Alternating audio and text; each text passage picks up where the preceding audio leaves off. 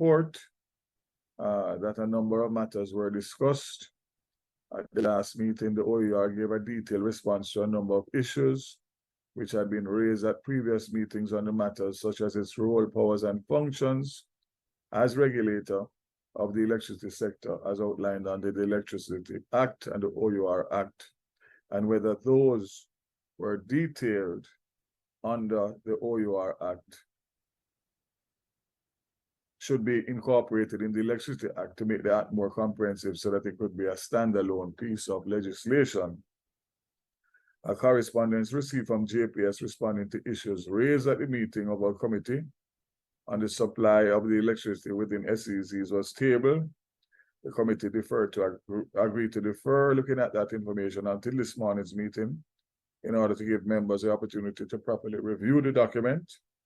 And on May 11, 2023, Member Hilton sent an email to all members of the committee detailing his views on the information presented by the JPS. The committee also concluded a review of Section 19 and 20 of the Act. A question was raised by representatives of the OUR as to whether any further comments would be accepted by the committee at this time, given that the committee had already signed off on a number of sections of the Act. It was indicated that the OUR had some additional comments on the right of first refusal, which the OUR believes might be important in terms of the rate base and the JPS exercising the ROFA. It was stated further that the important questions which has not been addressed was whether or not in the JPS exercise of its ROFA and getting approval to do the ROFA, the new plant should be a subsidiary or should it be a part of the existing JPS rate base. The committee was told that this critical question might have been previously overlooked, but that we stand to do ourselves some harm if it was not properly explored. The acting chairman indicated a decision would have been taken by the committee on whether this could be accommodated. Members agreed that a decision could be taken by the committee at today's meeting. So with that, I think before we get back to the matrix, that we should have actually just deal with the JPS letter. And of course, this issue of the OUR's request, which obviously has flagged some important considerations that may have been overlooked. So in relation to the JPS letter, and Member Hilton's response, I just want to find out if everybody had actually seen Member Hilton's response and the JPS letter, and whether or not anybody wanted to opine on the letter itself, and of course their opposition, as Member Hilton has stated his. I'm not seeing him on the platform as yet, but hopefully he will come on. But let me open the floor in relation to the JPS response and see if there's anybody that wants to, as I said, opine on that response as it relates to the SEZs. I don't know, Member Golding, are you still there? Golding Campbell, are you still there?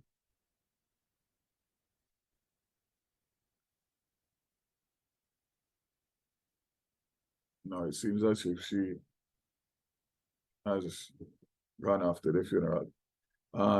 Is there anybody else? Or maybe we should just, since there's just a few of us, maybe we can just keep this until more members come out, again, put it as a agenda item for the next meeting. But it's important because it has been raised and the response has come in from JPS, and we need to explore that and to make some decisions in relation to what amendments we are proposing.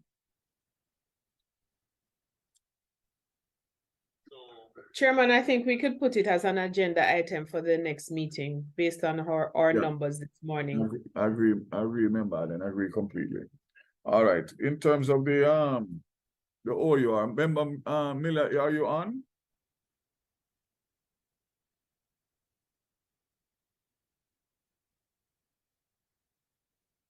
All right. We will deal with the OUR issue as well when we get more membership on later on in the meeting. I'd love Member Miller to be on so he can actually just recap exactly what took place and what the next steps are in relation to that. So with that, I think we can continue the matrix. Ms. Campbell, you want to continue the matrix, and as soon as Member Miller comes on, we can pause and deal with the OUR matter. Over to you, Ms. Campbell.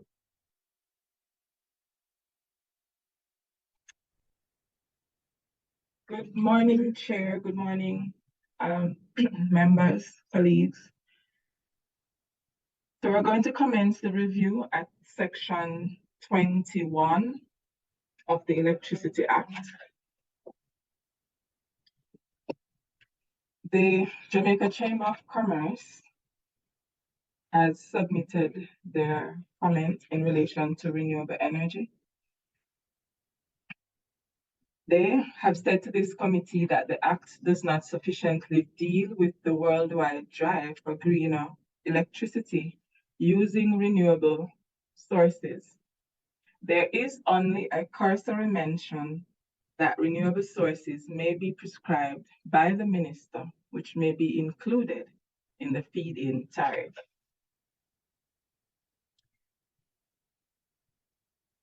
In our reflection on the comment relative to the provision in the Act, the ministry's position is that the current provision in the Act is broad enough to capture any policy decisions going forward on renewable energy and doesn't restrict its use.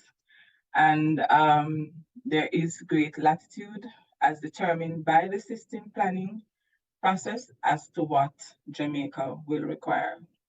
So based on the current provision and the requirements as determined by the system planning process from time to time, there is the current provision does not limit the implementation of any policy towards the greater use of renewable energy.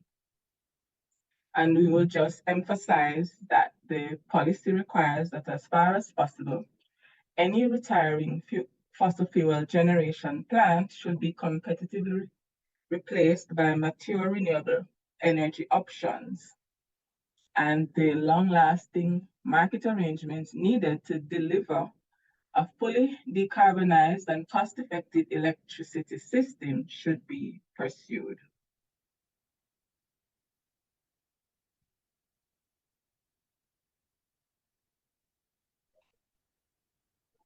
That sounds reasonable, Minister. Sorry, go again. I was saying that the proposal that has been put forward in terms of the retiring of an old plant with one that is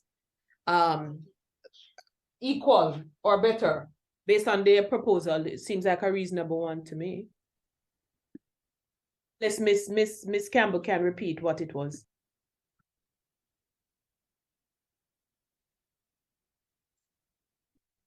The policy requires that any retiring fossil fuel generation plant should be competitively replaced by mature renewable energy options.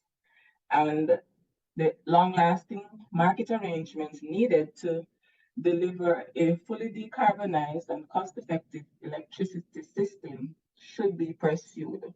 And both those policies would require and actually promote the greater considerations for the use of renewable energy in the energy mix.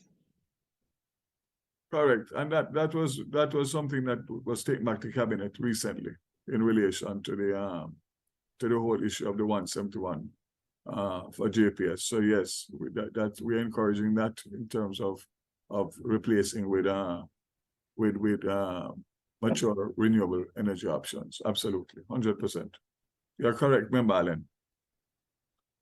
So that's the policy direction.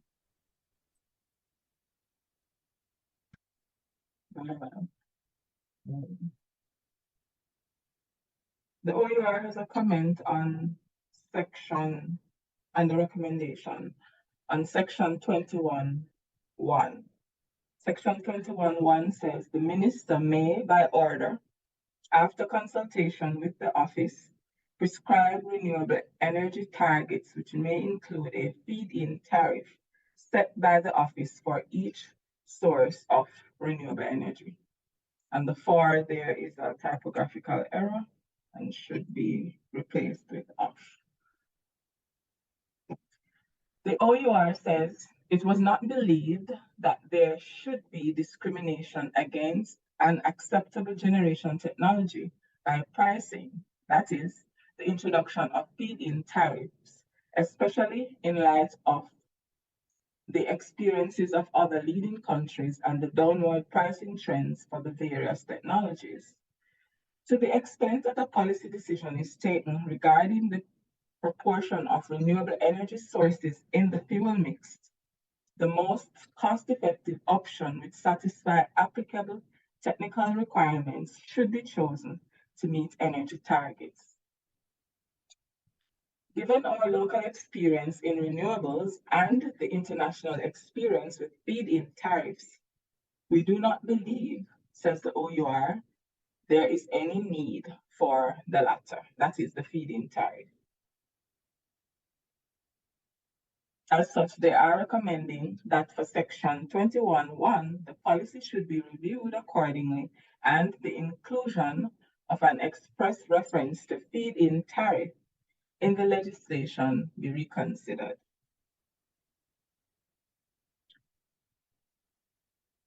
The ministry does not consider that it's prudent to give preference to any particular technology, but is advised by the process of the integrated resource plan, which dictates the necessary technology that supports the policy position. The ministry does not recommend the removal of the feed-in tariff as recommended by OUR because, as the law is written, the use of the or consideration of the use of the feed-in tariff is not mandatory. So the OUR may opt not to use the feed-in tariff in the renewable energy targets to be prescribed. Further, the ministry is of the view that it is possible that other technologies may require the use of feed-in tariff to ensure that the low cost or declining cost of one technology does not preclude other technologies from the competitiveness criteria. Feed-in tariff is useful to diversify the renewable energy technology available for generation of energy.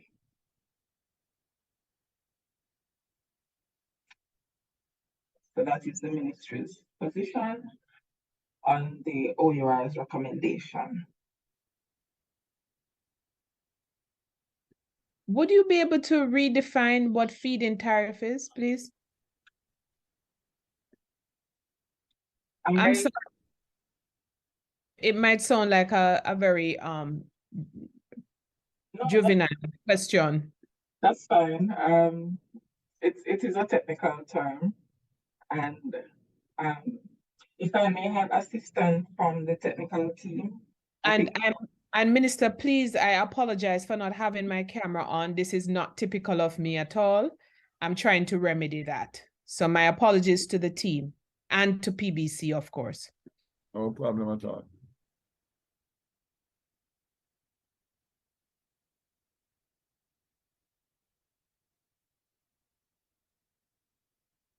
Ms. Campbell, you gave the member the clarification she requested?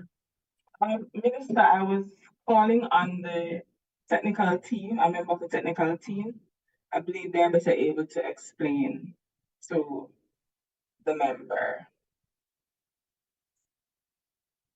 Sure. Pleasant morning, Chair. Pleasant morning, everyone. To be as basic as possible, the feed-in tariff would be somewhat of a preferential cost with respect to a particular renewable energy technology or renewable energy scheme. For example, we have what is called our net billing, and the pricing with respect to the net billing scheme would be under what is called a standard of a contract, which outlines the cost or costing with respect to that scheme and renewable energy technologies that fall within that scheme or proposed scheme. I hope that is clear. Clear enough. Thank you. Thank you.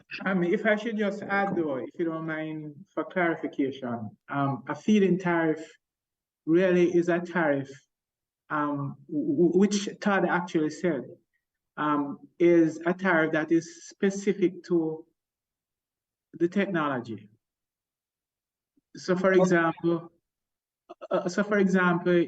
if you're talking about wind and solar and biomass, all of these technologies would have Specific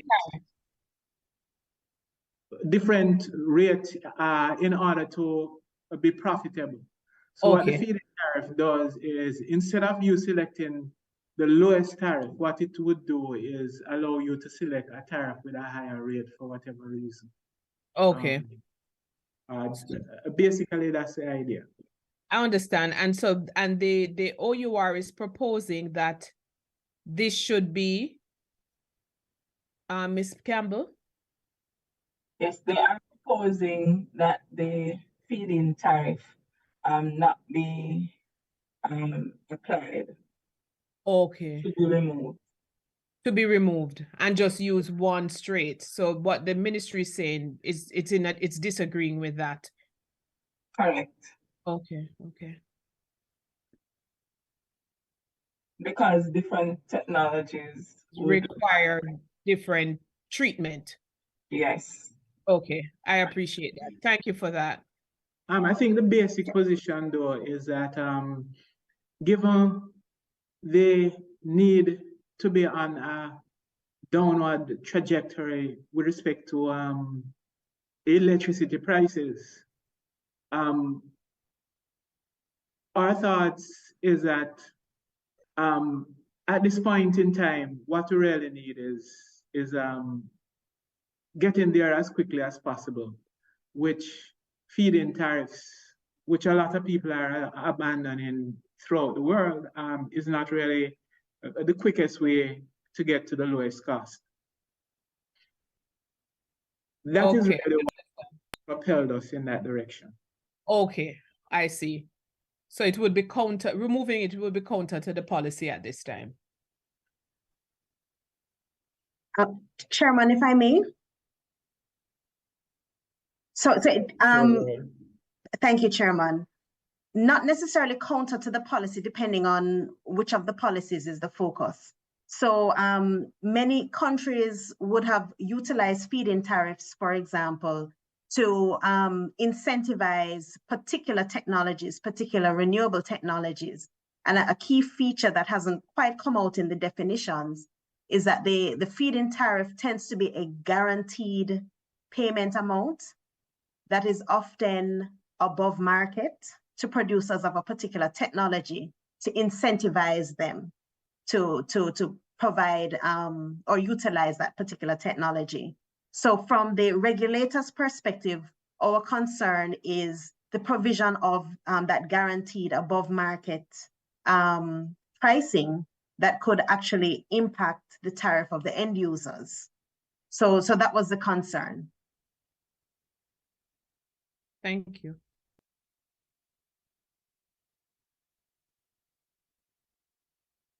Any other member? I'm almost an expert on feed-in tariff now. Thank you all.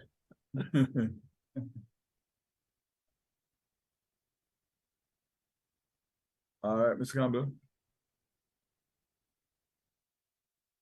Proceed, Chair. I am accepting the ministry's proposal. I mean, I know I'm only one voice, but I think we were trying to maintain the process of Sure. to allow Sure. Ms. Campbell to move on. So we'll accept that. Chairman, Yes, Ms. Beckford. all right, so on our procedural matters, so whatever decisions are taken up to the point where the 4 members return to the quorum, those will be ratified, will have to be ratified when you have a quorum again. Okay. Just remind me when that is so.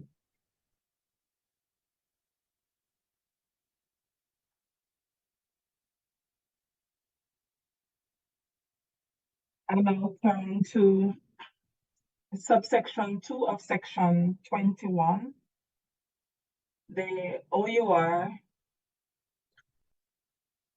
in its comments to the Joint Select Committee, has indicated that out of an abundance of caution, it should be indicated that the electricity from renewable sources contemplated by this clause is that generated by licensees. The system operator's obligation to take such energy as it becomes available is only applicable, beg your pardon, to that supplied by persons with a generation license. References to granting and denying access are better expressed in terms of the taking or refusal of electricity by the system operator. And so the provision should be amended accordingly.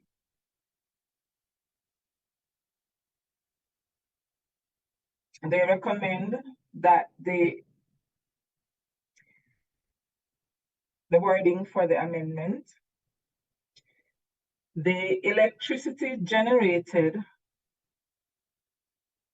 by a licensee from renewable sources, I'm just going to highlight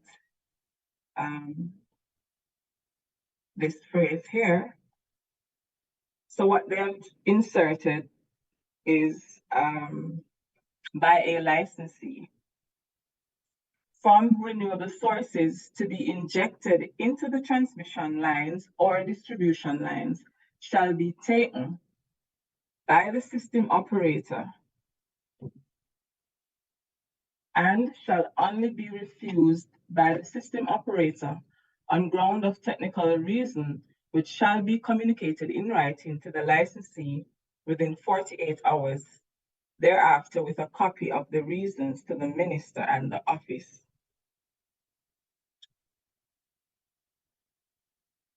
In our consideration, we do not have any objection to OUR's recommendation, as we believe that it adds clarity.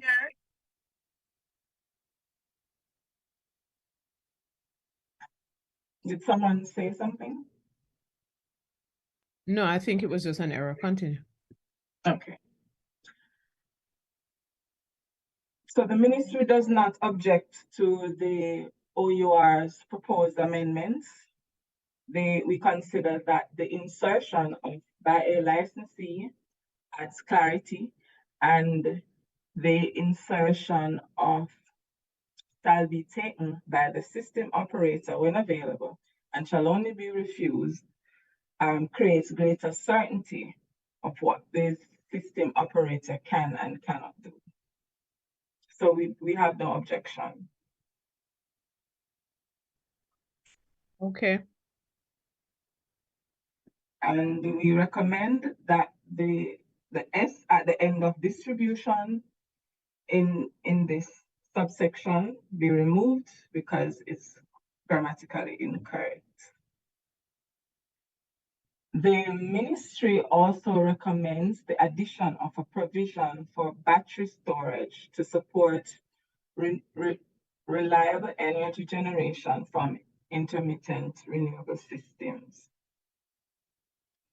So we're actually seeking a third provision to be inserted.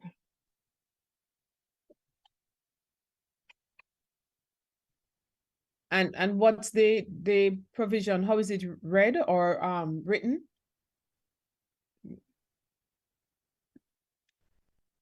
So well, we didn't have a formulation for the provision, but just for it to be inserted that there's a requirement from renewable energy sources for battery storage to be part of the setup of these systems. Okay, so that will be inserted at the appropriate place. Right, with the drafting instructions. Chairman, should it just be battery storage or any kind of storage? Because they have other storage mechanisms beside battery. Yes, as an afterthought, to have long duration storage, long duration energy storage, as we know that we'll be looking at hydrogen storage in the future as well. So that would capture battery, hydrogen, etc. Varying technologies. So remove battery and just have storage? Long duration energy storage. Okay. Right. That's said. Thank you.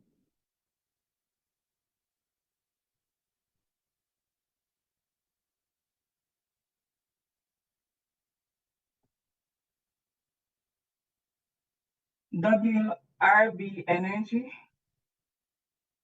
in their comment to the Joint Select Committee, indicates that if Jamaica is to achieve its renewable energy penetration goals, it seems prudent to revisit the structure by which customers are permitted to interconnect to the national electrical system. While generally contemplated in section 21(1) and subsection 2 currently, there are rather draconian limitations to who may interconnect and under what terms. A liberalization of these policies would open the floodgates of customer adoption of distributed generation systems. We therefore suggest consideration of the following. 1, law or regulation to be enacted to remove the prohibition on the export of power from customer-owned renewable energy systems with a nameplate size greater than 10 kilowatts. Oops. All right, so let me respond to that first.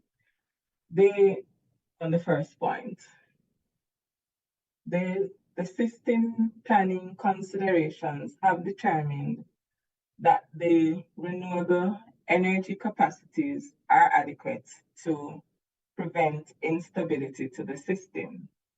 Now, based on the net billing options, the capacity, for example, for residential customers, the ceiling is 10 kilowatts, and for commercial customers, the ceiling is 100 kilowatts.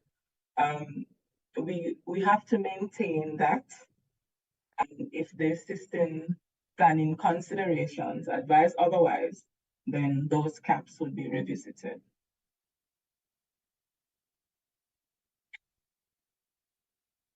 On to their second point, the system operator, JPS, should determine how much intermittency may be permitted on any given feeder or on any part of the system based on 1, technical modeling to ensure proper operation of the national system. 2, ideally, exported power would be purchased by the operator at either a market-driven time of generation pricing, in brackets, market clearing price, or B, a flat standard offer price to be modified from time to time. Such purchased renewable power may be counted by the system operator in achievement of its renewable energy targets or sustainable development goals. And on the next point, they have said that, furthermore, to liberate additional capital enabling customers to install renewable energy generation, we suggest that the prohibition of variable rate lease or purchase contracts be removed. This would enable a supplier of a system to tie the performance of the system to the benefit the customer receives in the form of energy generated. In our response, the JPS as a system operator does determine the intermittency at the moment, and the suggestions that they have, number 2, 3, and 4 are already in place.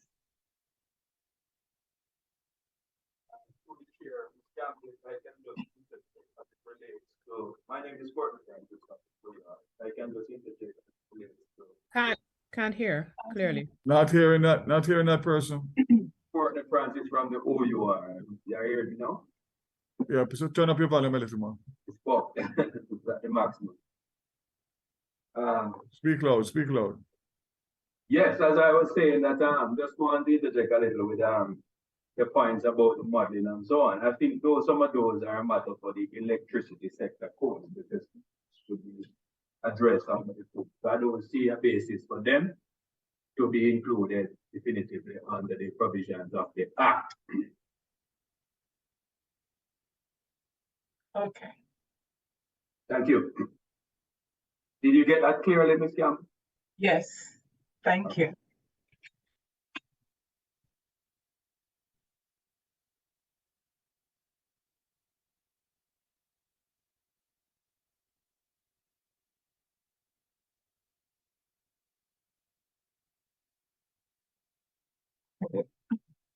If there are no other comments or concerns, may we move to section 22?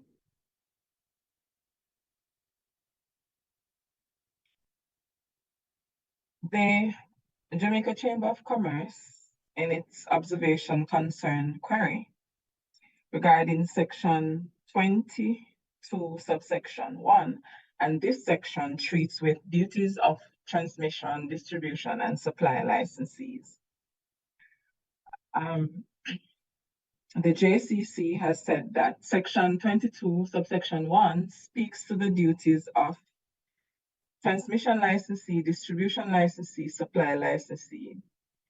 These references suggest that the Act acknowledges the need for the segregation of the various functions of getting electrical power to the end user. However, the Act fails to make it mandatory that these licensees are separate, and therefore the current license to the single buyer gives them the exclusive right to carry out these functions, again missing the opportunity for increased competitiveness and efficiency in the process. There is also the potential conflict with the self-generator and the wheeler concept if none of these persons can be a transmitter or a distributor or a supplier, as they are not the single buyer. Now we understand, and yes, the law contemplates the segregation of these main activities concerning the generation, the distribution of electricity, transmission, and supply. However, the JPS license is granted pursuant to the Electricity Act, and those licenses are exclusive to JPS. So while we appreciate the point of promoting competition and all of that, we we have to maintain the policy position in relation to the retention of the single buyer and the adhering to the terms of the license, granting exclusive rights to the JPS in relation to those activities. Now, in relation to the wheeler concept, the JPS lines, based on our understanding, are used to transmit that and to transmit the energy from one wheeler's location to another. And so recording stopped. Oops. Did my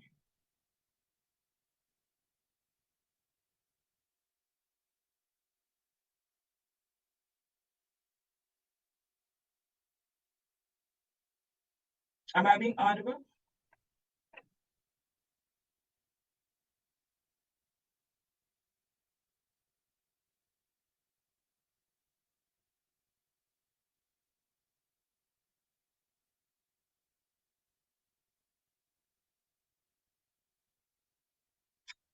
Is anyone hearing me? Yes. Yes, hearing Ms. you now. Campbell. Hearing you now. Okay.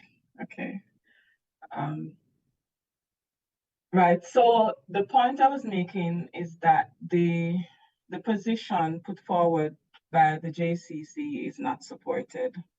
The policy requires the retention of the JPS co as a single buyer, and the terms of the license will be upheld, and one of the terms grants exclusivity to JPS in relation to transmission, distribution, and supply of electricity.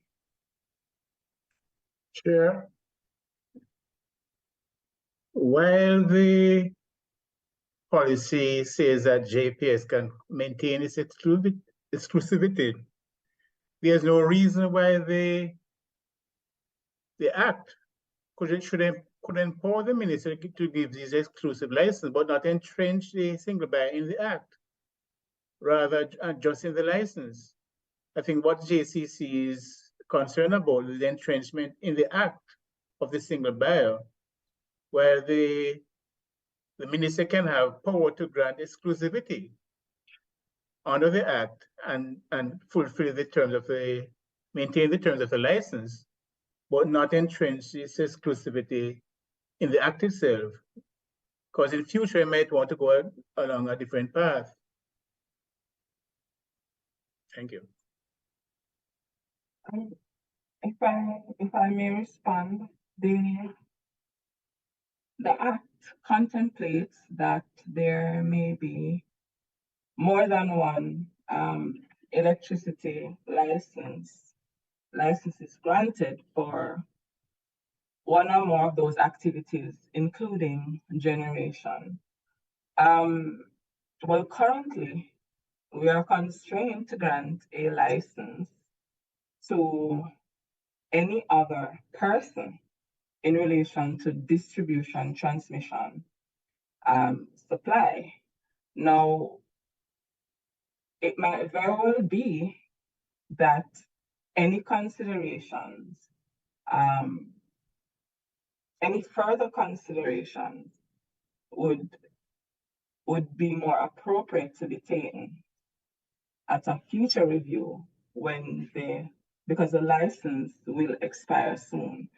But the definition of electricity license and in relation to Section 8, there is a clear indication that the law contemplates that a license may be granted for one or more of those activities other than an exclusive license. But as I indicated, and very importantly, the license to JPS have already been agreed, and therefore any departure from that would require serious consideration and may result in legal and other risks. So we did acknowledge that the JCC is concerned, but based on the current structure and the policy, and the single buyer has a separate acknowledgement. It's in the act as well. And in order for the single buyer to be removed, then it may require deeper considerations and maybe change the character of the review that is now taking place.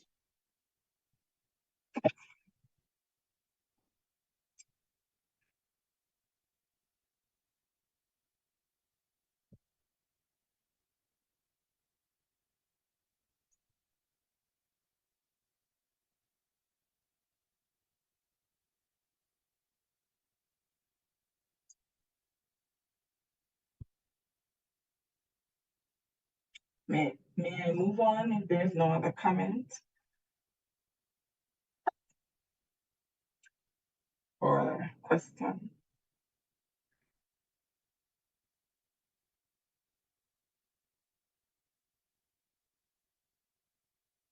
The OUR has submitted a comment on section 22, subsection 2. The OUR has said that because the definition in the Act of Supply, the reference to electricity supplied by it or by any other person to the consumers is superfluous. That is, supply means activities involved in the sale of electricity to consumers. Also, the use of supply in this context somewhat excludes transmission and distribution licensees who do not supply electricity, when it appears the intention was for the provision to apply to them as well as supply licensees. The key focus should be the impact that some act or omission of the licensee has on the security or stability of the system. It is recommended that for section 22.2, the words electricity supplied by it or by any other person to consumers can be replaced with electricity system. That is, and they have given a suggested wording. It shall be the duty of an electricity licensee to ensure that it does not commit an act of omission that will adversely affect, directly or indirectly, the security and stability of the system. The current provision reads, it shall be the duty of an electricity licensee to ensure that it does not commit an act or omission that will adversely affect, directly or indirectly, the security and stability of the electricity supplied by it or by any other person to the consumer. So OUR wants to replace electricity supplied by it or by any other person to the consumer with electricity system. Ms. Campbell, a quick question here. I was, as I read or listen to you read the recommendation from the OUR, you could go back up a little, where it says, well, I guess it's down. I'm sorry, down. Right. Where it says, where am I? Go back down. The recommendation. Understanding fully what is being proposed so as to not exclude those who transmit. So it says here, it was recommended for section 22, the words electricity supplied by it or by any other persons to consumers. Should it be persons? Just this might seem like semantic. Or is it entity? Because it can be an individual or a company, can't it? Yes, so in law, a person can be an entity or an individual. I think Okay. that's defined in the Interpretation Act. Okay. All right. Thanks. Sure. So they change that the Oh, yeah. proposed change here Yes. is for there to be the electricity system, really. That's the only amendment, so as to cover, Sure. right? Transmission, distribution. Okay. Okay. Thank you. Yes, sure.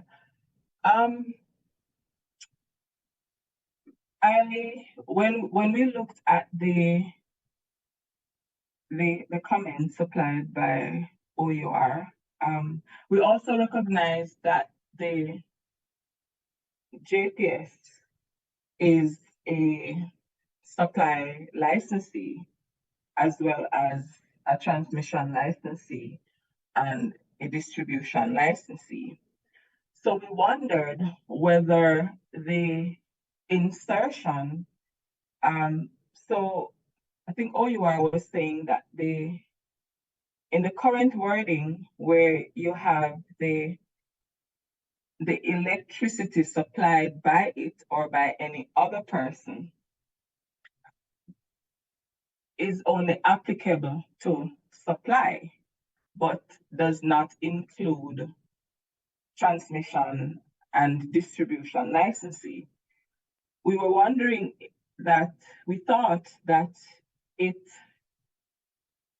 we remove the current wording which speaks to supply, then perhaps the duty of a supply licensee would not be captured.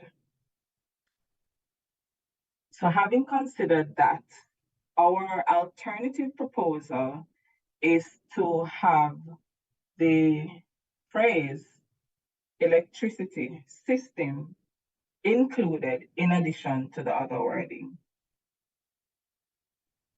So what is the OUR's position since they made the recommendation? Well, the OUR may not respond. Okay, okay. Can we Yes. have a look at the redrafted language? The Oh, proposed redraft? Okay. Recording in progress. Oh, the ministry's proposed redraft? Yes, yes.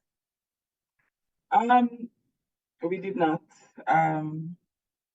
have a proposed redraft specifically, but we considered that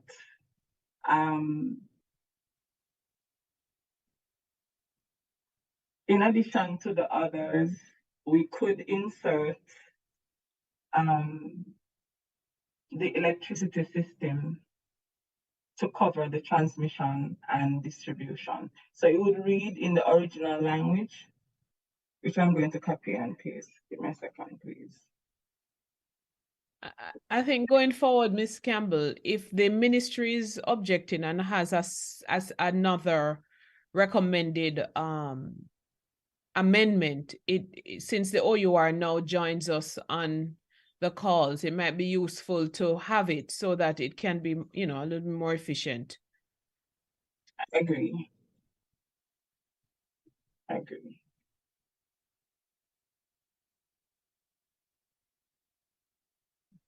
So is it that the reference to electricity system would be added to the end? Yes. Okay, so that it will not adversely affect directly or indirectly the security and stability of the electricity supplied by it or by any other person or the electricity system. Yes. Okay, so in principle, I think we would not object because we do believe that the adverse effect is more on the system than even the quality of the electricity supplied. We're still of the view that the words the words that speak to supplied by it to consumers is still superfluous, because supply means supply of electricity to consumers. But that would be more a drafting issue. Okay.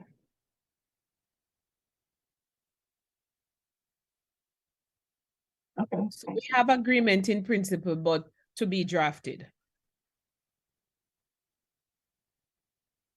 Right, Ms. Campbell? All right, noted.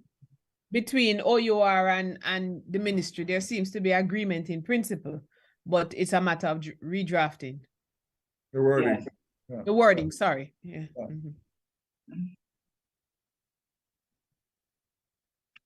Yes.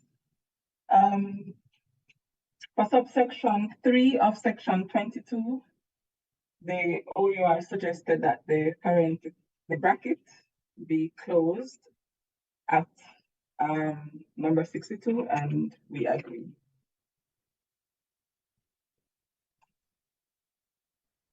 Okay. It was open but not closed. Yeah, yeah. Might be the simplest error. Amendment. Okay. Can we move to section 23?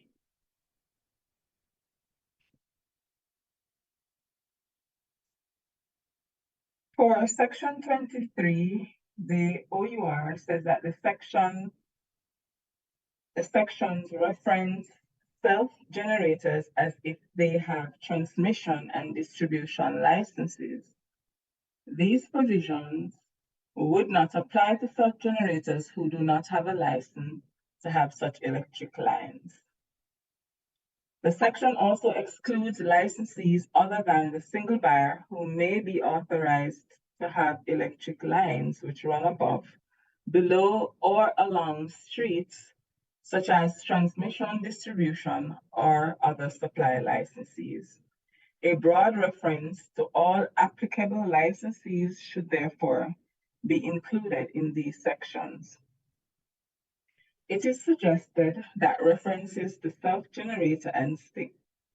Okay, let me. So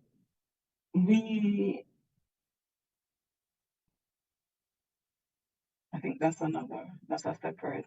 Oh, never mind. It is suggested that references to self-generator and single buyer in section 23 be deleted and substituted with licensees with the appropriate grammatical modifications. We agree with the OUR that a self-generator would not having a license would not ordinarily be involved in activities such as having an electric line, and the removal is not challenged. However, we were of the view that in the place of the self-generator, that licensee is inserted based on their suggestion. The other suggestion that they have is the removal of the words single buyer, which have specific mention in that provision. And we do not accept that the single buyer should be removed, but we accept that the self-generator should be replaced with licensee.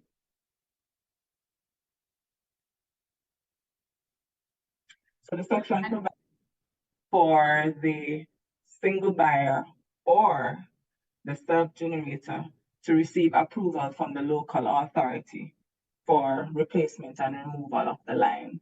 So we are of the view that single buyer should remain for reasons we've stated before many times, and self-generator should be replaced with single buyer. So it will now read the single buyer or a licensee in the place of the licensee being in the place of the self-generator.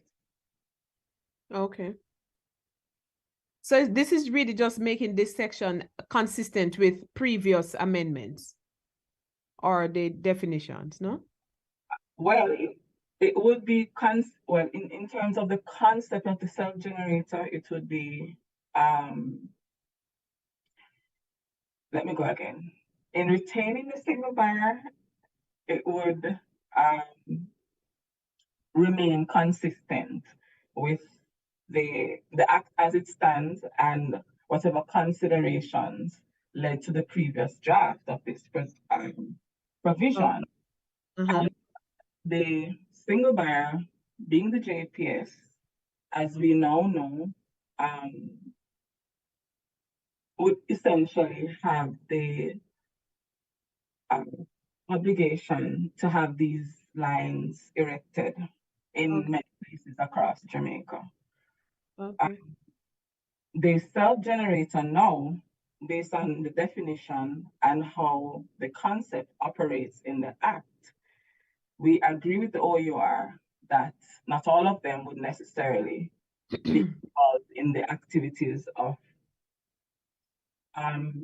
installing and removing distribution and other lines, but a licensee generally would be a more appropriate term. Okay. Thank you. Chair, the only question I'd ask is if the single buyer is also a licensee. I'm not understanding the insistence on keeping it here in particular. The single buyer is a licensee, yes, and you would appreciate that the single buyer has other functions and responsibility in the Act above those of what I would say loosely an ordinary licensee.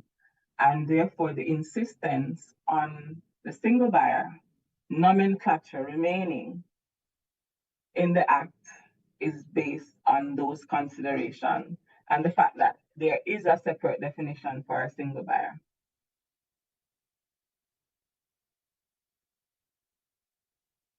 So its retention there does not frustrate or deviate from the suggestion that you have put there. Assuming it's OUR that commented just now. Yes, that was OUR. Okay. Yeah.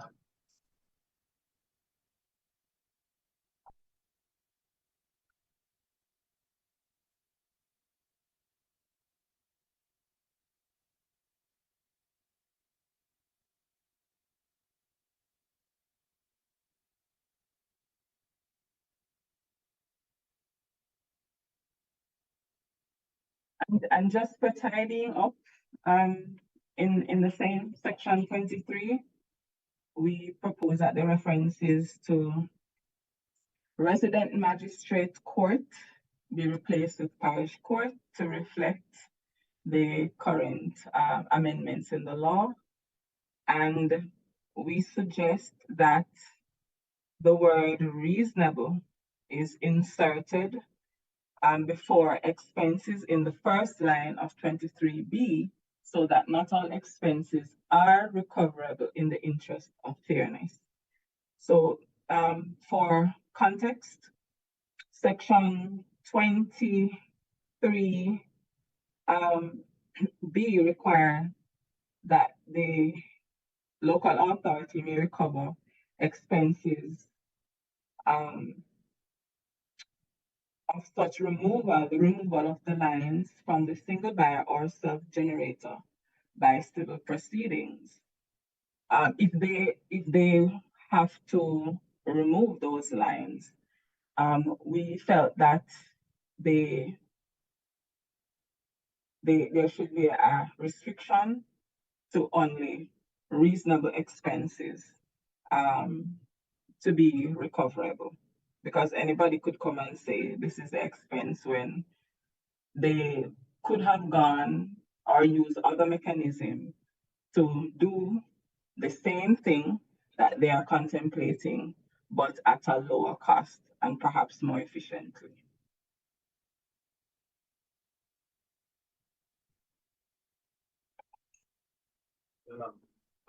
Here again for the transit. Ms. Campbell, for A and B, self-generator is also stated. So I don't know if Yes. you know, so you can take on those and replace.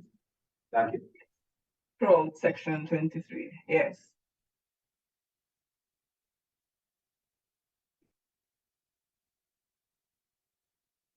Section 24. The OUR recommended that the sections reference to self-generators or similar to the one above, as if they have transmission and distribution licenses to be reconsidered. These provisions would not apply to self-generators who do not have a license to have such electric lines. The section also excludes licensees other than the single buyer who may be authorized to have electric lines which run above, below, along streets, such as transmission, distribution, or other supply licensees. A broad reference to all applicable licensees should therefore be included. So our comment is the same as above. The single buyer should be retained and licensee inserted in the place of self-generator. So it's the same consideration comments as the section 23 that we just went through.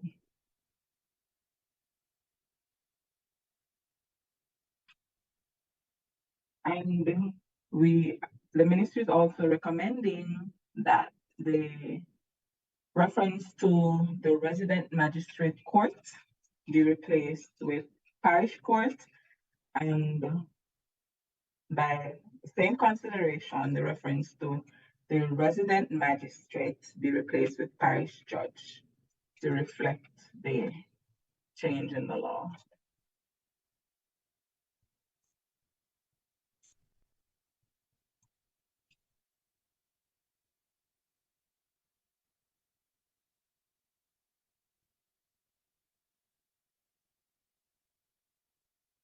Okay, I will move on.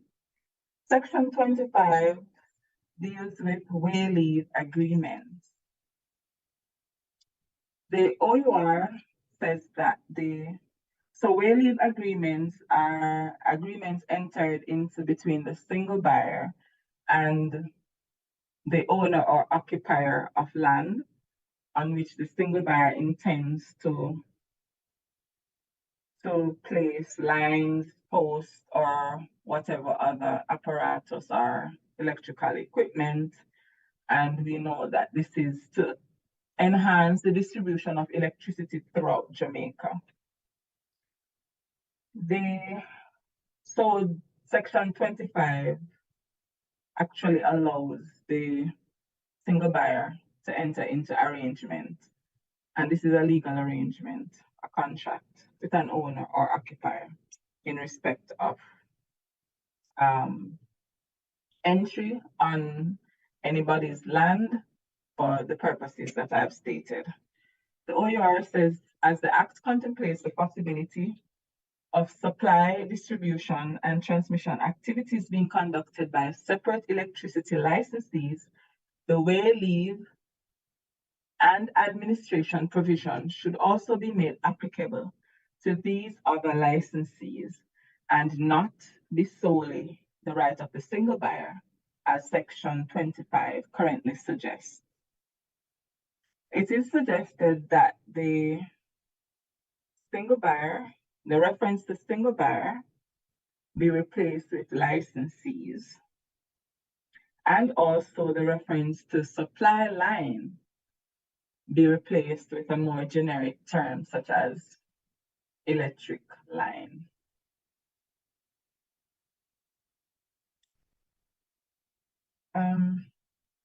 So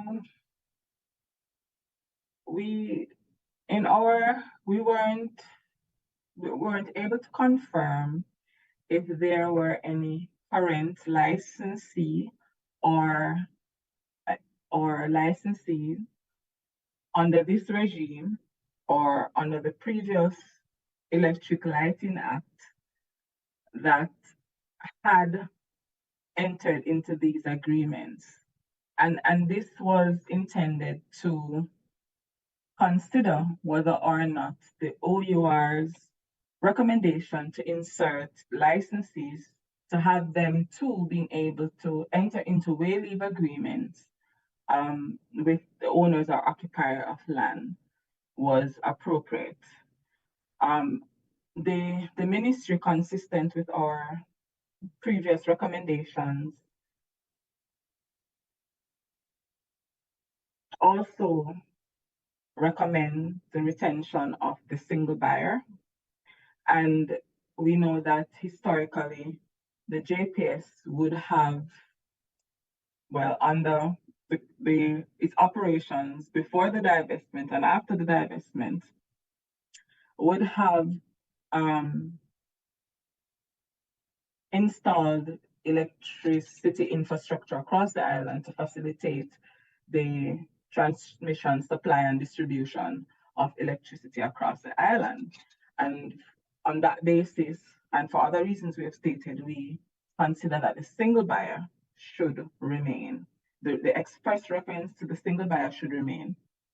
Now, OUR could assist us then in the consideration as to whether a licensee generally should be allowed to enter into these agreements based on any activity that they would be required to do now under any license that would have them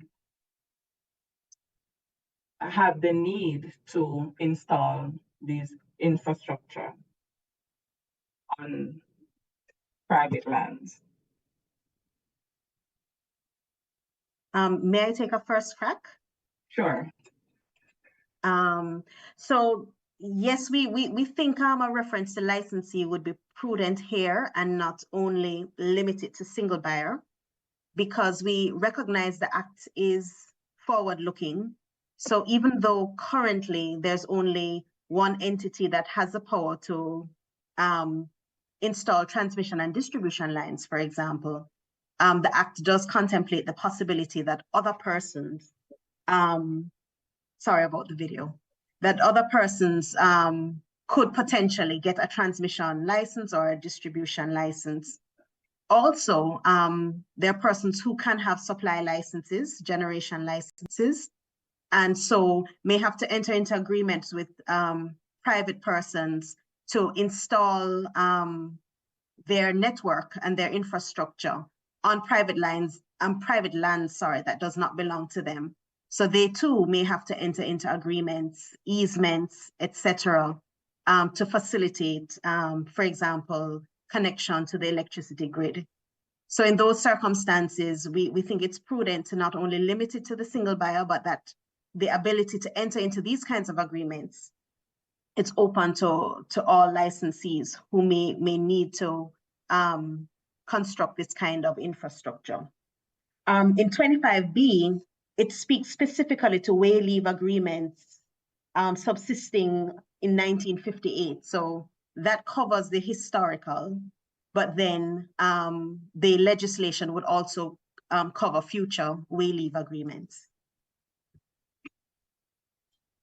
But if I can actually, Chair, I think that a typical example of this is for IPPs. For most IPPs, they have to do this interconnecting to a substation by the single buyer. And in certain circumstances, particularly renewable facilities, the resource is normally located with good distance from the system. And in most situations that we are aware of, and probably some in the future, we'll have to get easements or make arrangements with private owners to ensure that you can have that interconnection. be able to evacuate and power from the renewable facility, or for that matter, any other facility to get access to the single bias substation. I think the argument about having a licensing justified. Oh, you're breaking up.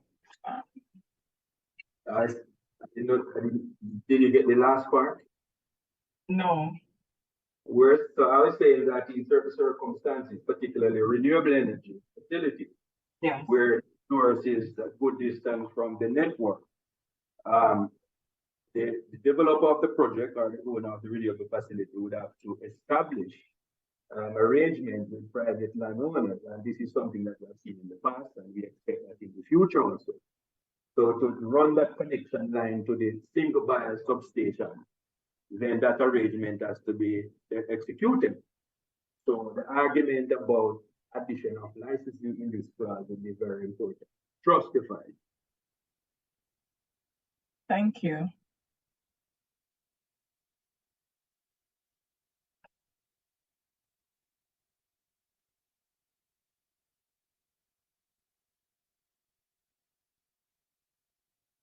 We would have no objection if the IPPs would require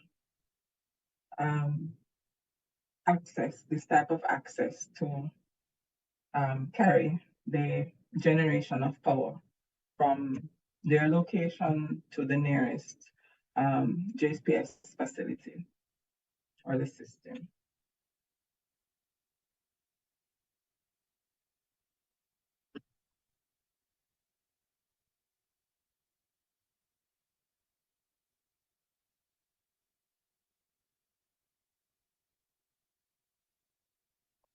The other, let me see. So OUR has also suggested that supply line be replaced with electric line. In the alternative,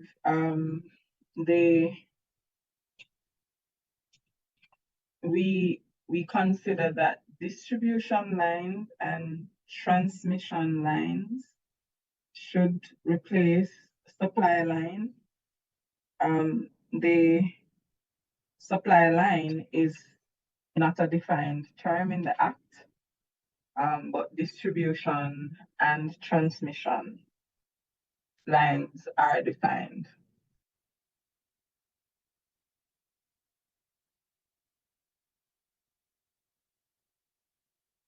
If I may?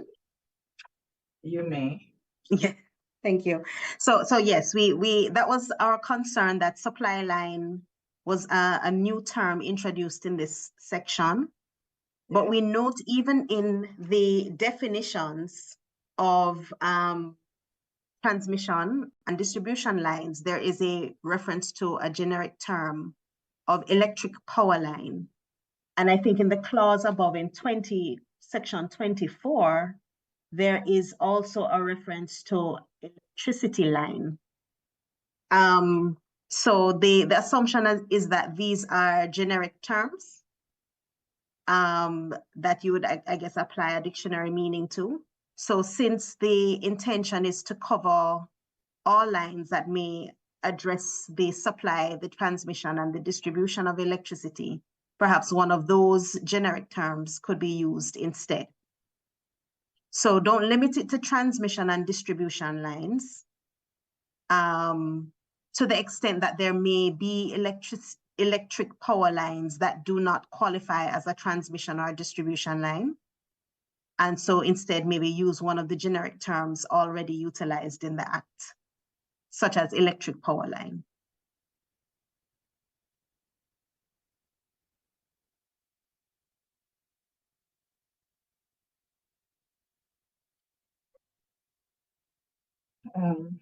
Okay.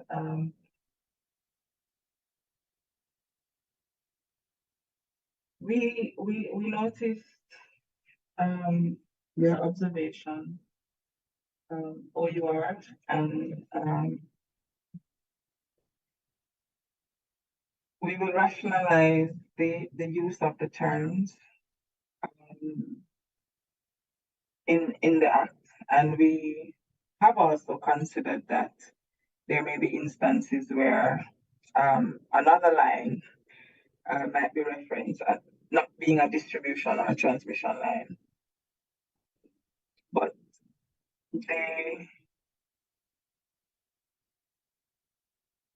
based on our, we will have another look at it, but based on our initial review, we thought that the distribution and the transmission lines were appropriate replacements for supply line and electric line.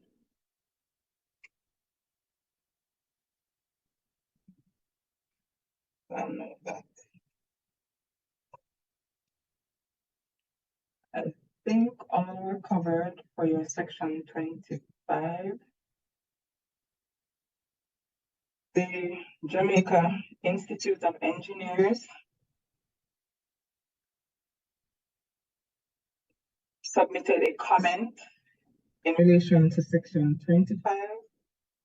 They were proposing that a time frame for a response to be submitted is included, but based on our reading of section 25, the proposal appears not to be related to the section 25, and therefore we would not have an answer.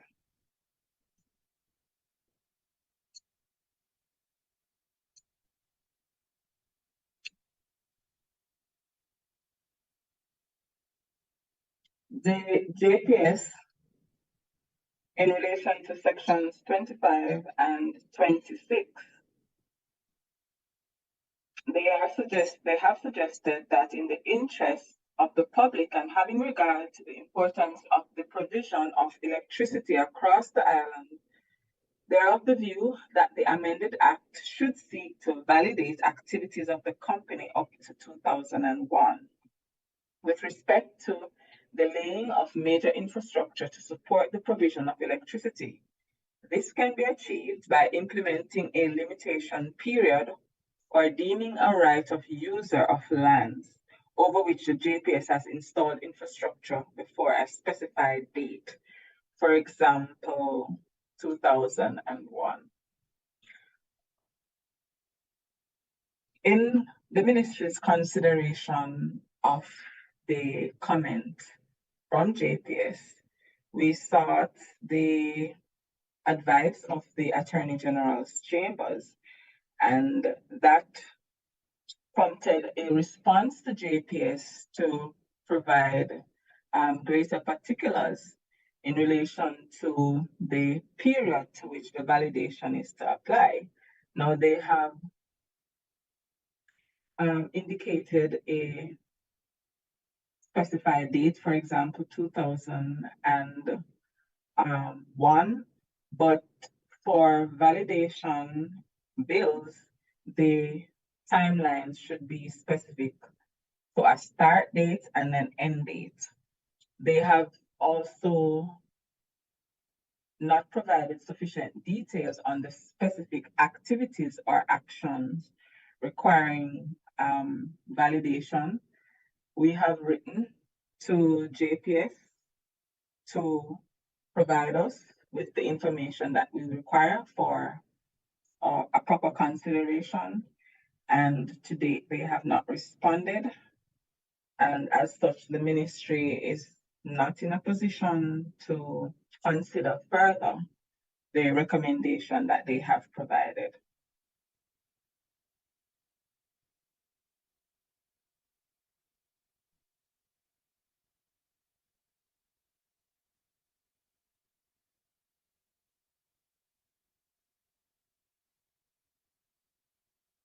In relation to section 27, which deals with arbitration. Sorry, Ms. Campbell, when was that letter sent to JPS? And no response? It was sent in 2021. Please allow me to provide you with All right, provide it, get it to me, please. Yes. Yes, Chair.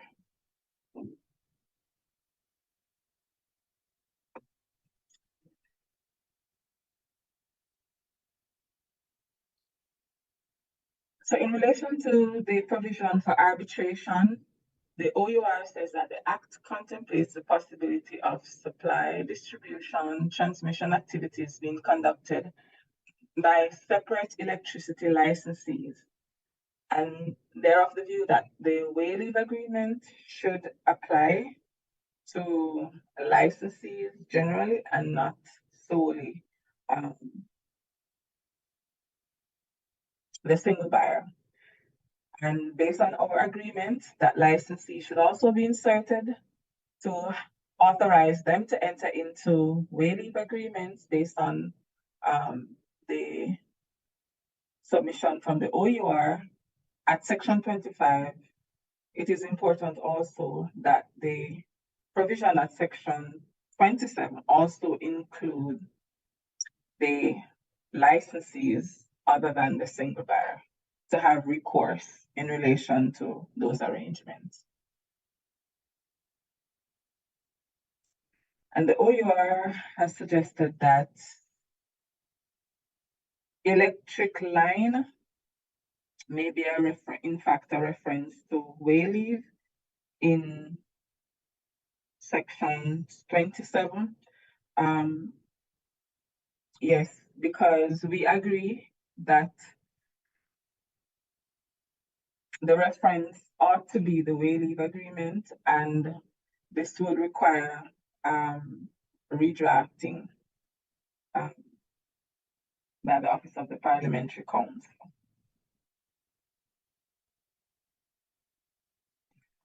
We noted though that this section seemed to have come from the previous act, the Electric Lighting Act, and under that act, there were licensees who had certain powers over land for maintenance purposes, for repair, for installation and removal of electricity infrastructure. And they were not mandated by law, by that law, to enter into way leave agreements. So based on that, we believe that, and they had an opportunity to bring to arbitration any dispute in relation to compensation. And in that context, compensation concerned any damage that was caused by their entry on private land. And the mechanism for arbitration was limited to that in the previous law. So based on that consideration also, we agree that this section should be redrafted to refer to the way leave agreement as the authority, the authorized document on which any dispute may arise, because as it stands now, the current law does not authorize entry based on our reading other than under a way leave agreement.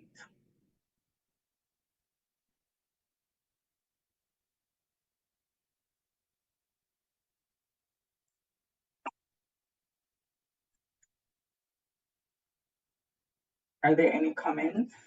Oh, and before I leave section 27, the reference is only to the owner of land, and we believe that occupier should be inserted because the occupier at any time might not necessarily be the owner. And section 25, which permits the single buyer and an owner, or a licensee and an owner or occupier to enter into arrangement concerning their activities over that private land.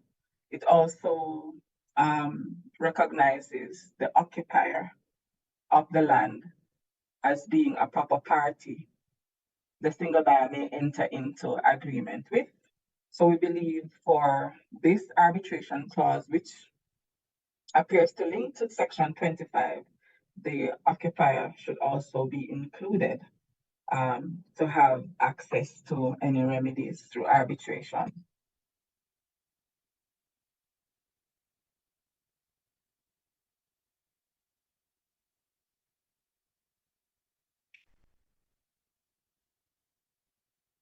Section 28, the OUR, and this section deals with offense of cutting electricity lines.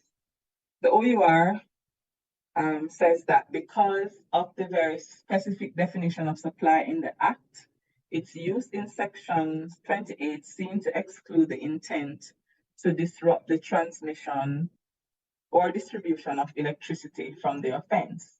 It is recommended that the offense be extended to damage of transmission and distribution lines. And it is suggested that the provision be extended to reflect the intent to disrupt any transmission, distribution, or supply of electricity being made an offense. The ministry accepts the recommendation. It is based on the reasons that the OUR has given. We also looked at section 71 in the Trinidad and Tobago Electricity Commission Act of 1945. And in addition to the provision that we have, which prohibits the cutting or damage to electric line, they also have as an offense any interruption to the supply or any person who incites any person to do so to be guilty of an offense. So that would support the OUR's proposal and the ministry's non-objection in relation to the interruption of supply, and to be added to that distribution and transmission. And we would also recommend that it is made an offense where a person incites someone else to carry out any of those activities that are prohibited, based on what we have seen in the Trinidad and Tobago Act that is on screen. So let me just recap if there's any confusion as to what the recommendation is. We agree with OUR that the provision should be extended to cover an intent to disrupt or interfere with, to disrupt the transmission, distribution, or supply line, because only supply is mentioned. We agree with that. We also propose that in relation to the Trinidad and Tobago Act, that it is also made an offense where a person may incite another to carry out any of those acts to be made an offense and punishable under the law.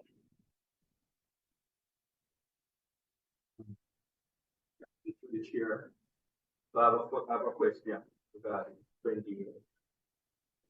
Reading it appears that the conditions, the malicious actions and so on, is restricted to physical infrastructure works.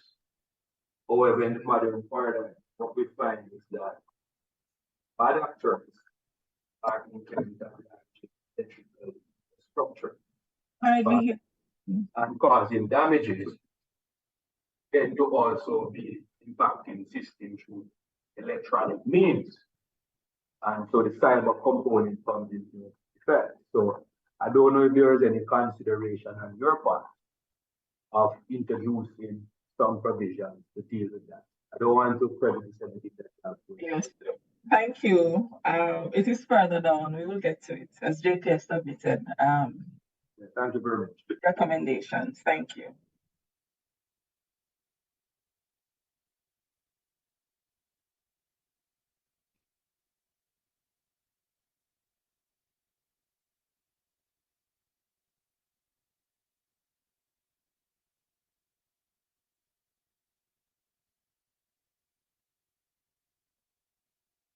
May I move on? In relation to section 28, the JPS recommends that section 28 should be amended to extend the offense to include interference with any electric line or work. And the new provision would read, any person who unlawfully or maliciously cuts, interferes with, or damages any electric line or work with the intent to cut off any supply of electricity or equipment commits an offense. So the consideration is along the lines of what was discussed. And therefore the amendment is not objected to. The amendment proposed.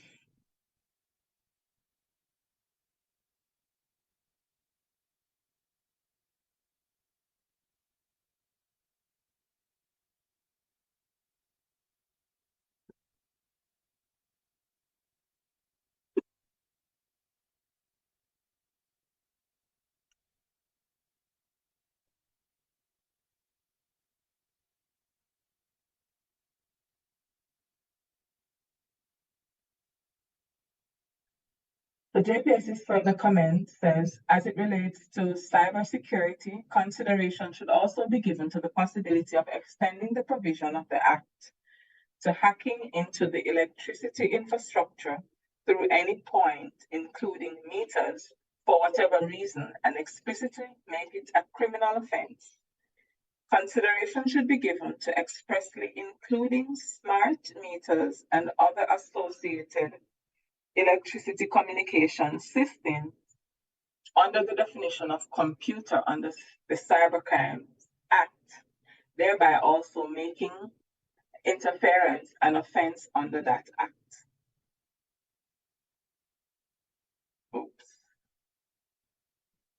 One such approach is smart meters or other associated communication systems shall be deemed to be computers as defined by the Cybercrimes Act, and any person who unlawfully and maliciously interferes with or damages such smart meters and associated equipment shall be guilty of an offense under Section 7 of the Cybercrimes Act.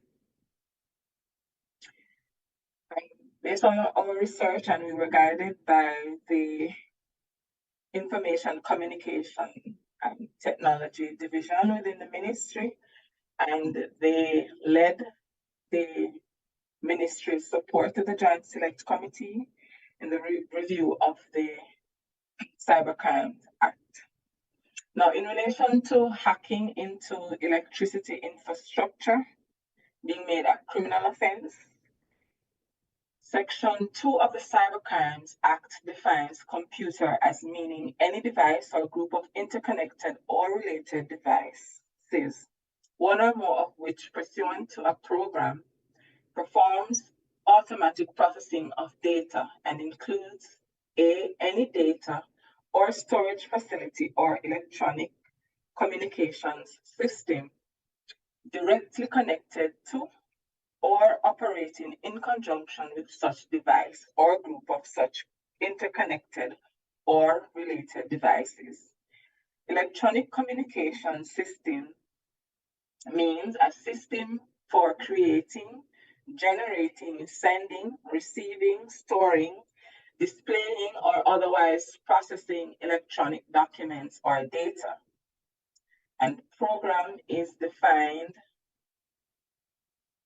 well, program or computer program has the same meaning as meaning data representing instructions or statements that when executed in a computer causes the computer to perform a function, and a reference to a program includes any part of that program.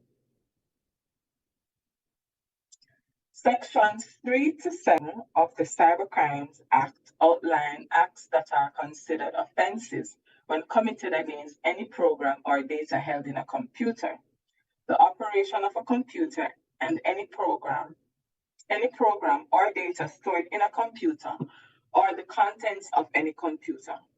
These include unauthorized access, to include hacking, unauthorized modification, unauthorized interception, unauthorized degradation, failure, interruption, or obstruction, and denial of access or impairment. So having said all of that, if the JPSCO's communications system or computers, program, or data are accessed, modified, degraded, intercepted, interrupted, obstructed, or impaired without authorization, for those activities, they would be considered under the Cybercrimes Act an offense. And therefore, there is no need to make special provisions here.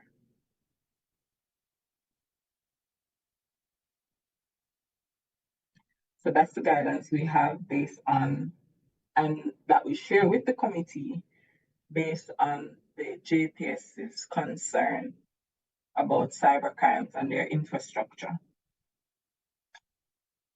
So their infrastructure will be covered under the Cybercrimes Act based on the provisions that I've read, which are related.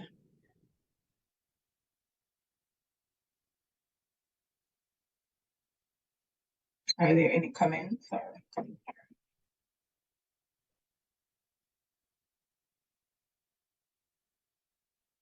In relation to smart meters, the JPS says, smart meters or other associated communication systems shall be deemed to be computers as defined by the Cybercrimes Act, and any person who unlawfully maliciously interferes with or damages such smart meters and associated equipment shall be guilty of an offense under Section 7 of that Act.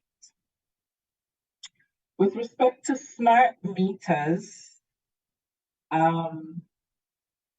their recommendation to be included in the definition of computers, it is noted that smart meters are electronic devices that have a telecommunications interface for remote connection between the central systems and the meter, allowing remote reading and operations such as modifying the parameters associated with the contracts and the configuration of meter itself, as well as the operations of an internal switch. So based on the definition of the word computer, which is any device or group of interconnected or related devices, one or more of which, pursuant to a program, performs automatic processing of data and or functions or features of smart meters. Smart meters may be considered a connected or related device, and thereby falling within the definition of a computer. And as such, any crimes or unauthorized use of smart meters, the activities would be punishable under the Cybercrimes Act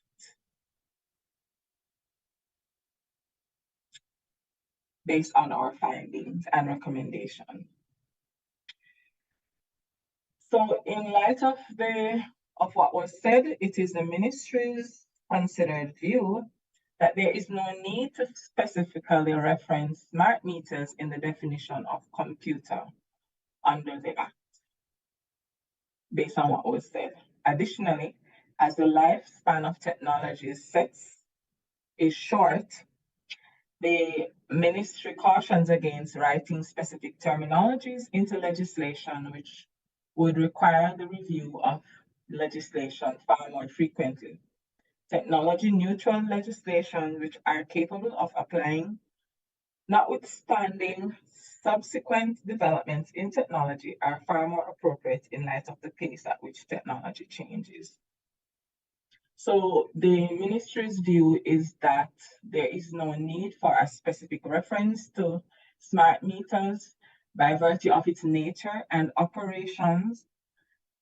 It is classified as a computer and therefore comes under the definition of computer in the Cybercrimes Act. And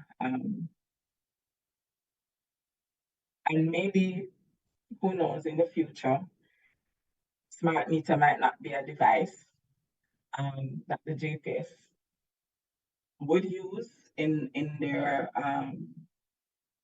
business processes, and the committee is asked to consider that the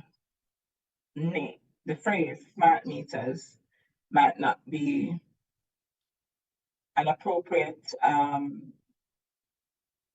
insertion because of the changing pace of technology.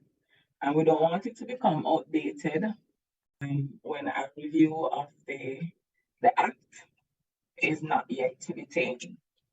So the recommendation is for the smart meter not to be particularly defined, but that based on its nature and functions, it will come under the considerations of a computer.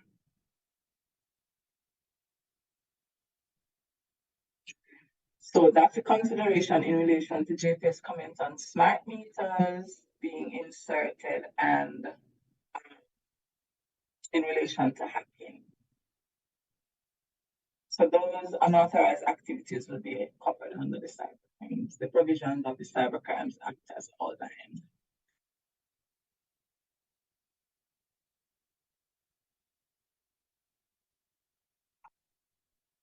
Any input? Any members want to weigh in?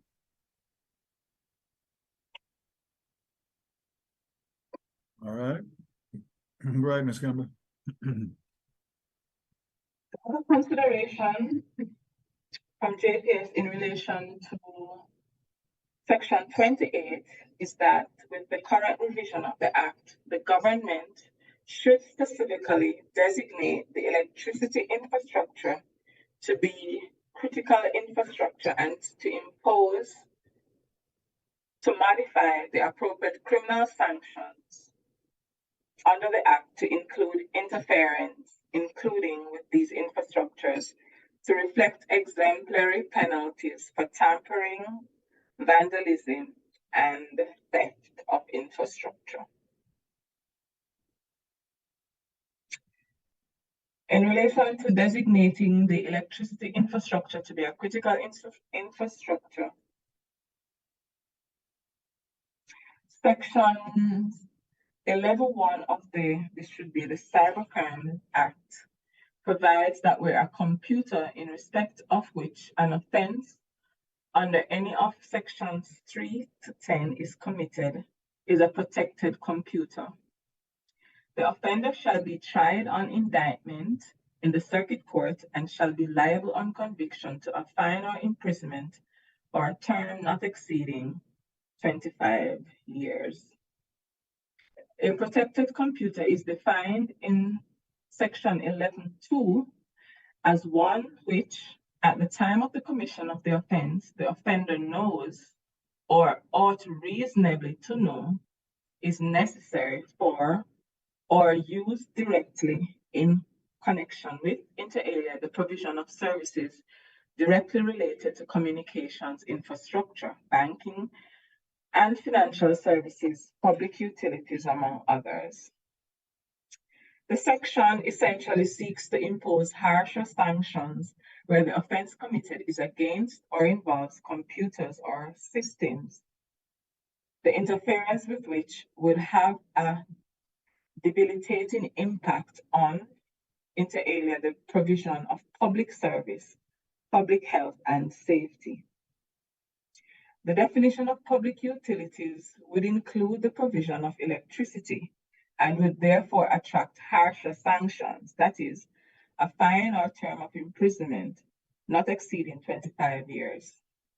The ministry is of the view that no amendment to the Act, Cybercrimes Act, to specifically designate the electricity infrastructure as one that attracts a higher penalty is necessary, given that the computers of the public utility body are considered protected computers under the Act.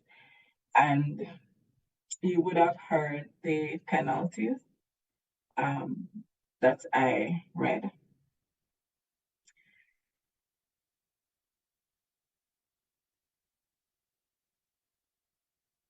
The current provision of the Cyber Crimes Act, or whatever it is, speaks to the computer. I think what JPS is referring to is the infrastructure itself to be designated as critical infrastructure, not just the computer system, but interference with the infrastructure itself to be deemed as interfering with a critical infrastructure. Yes, and we have no objection to that, to amending section 28 to, I didn't complete my representation to the committee. So we have no objection to section 28 to extend to the offense beyond cutting or damaging electric lines or works with the intent to cut off any supply of electricity, to include trespassing upon the electricity system by any means, meddling, interfering, vandalism, tampering with any electricity system, or otherwise causing harm to that system. Thank you for that intervention. The recommendation is here.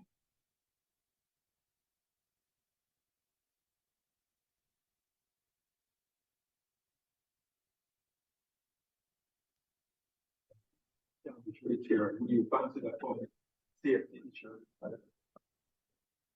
Act of interfering sometimes, particularly with the distribution components, sometimes create an exposure for the public, which are having some of the irregularities that are considered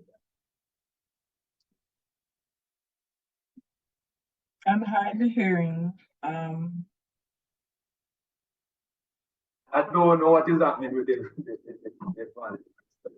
what I was saying is that the act of impinging on the distribution system, yes, particularly tends to have a public safety component, and so by doing some of these irregularities, it tends to expose the public to risk. So I don't know if you have contemplated that as part of your penalty, where they have created an exposure to public safety. Okay. I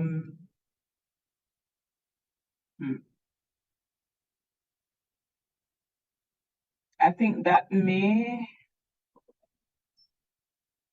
All right, so it's an offense. So the public safety concern, I think when we get to the offenses section, we do recognize that the acts of interfering with the infrastructure has far-reaching implications, and what we're doing now is to look to see whether the general offense provision would suffice to be sufficiently punitive, and we will come back to the committee on that. So we are researching other jurisdictions to see what might be an appropriate response.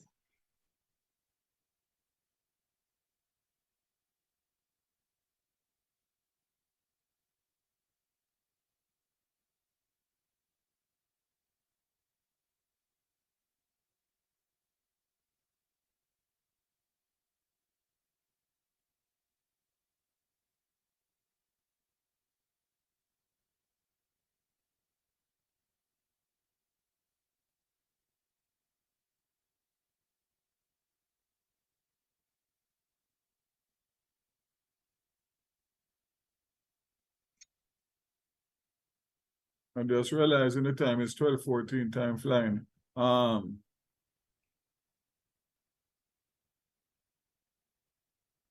Okay, Ms. Campbell, what do you have left there now? This would round off section 28, and it would be a convenient time, Chair, if you are so minded.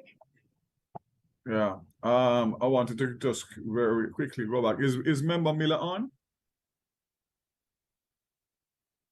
No, Chairman, and Senator Allen has apologized. She has lost electricity and cannot rejoin, so you're actually without a quorum. All right, so let's put the two items on the agenda for the next meeting. Which is proposed for May 31st and June 14th at 10 a.m. Those are both Wednesdays.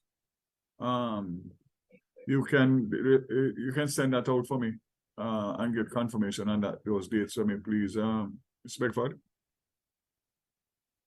Yes, Chairman. And then we'll deal with the two items, the JPS SEC matter and the OUR matter at the next meeting.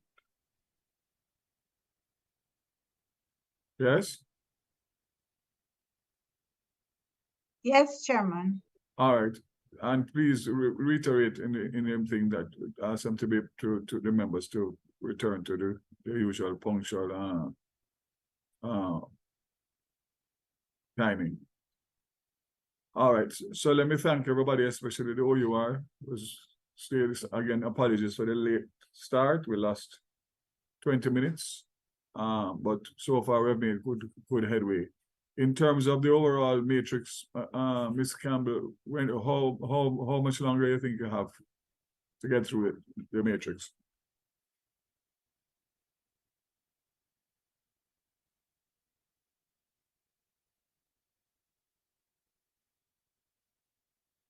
You're mute, Ms. Campbell. You hear me now? Thank you. I was speaking while muted. No, so I was indicating, Chair, that we are ready to go to continue as efficiently as we're able to.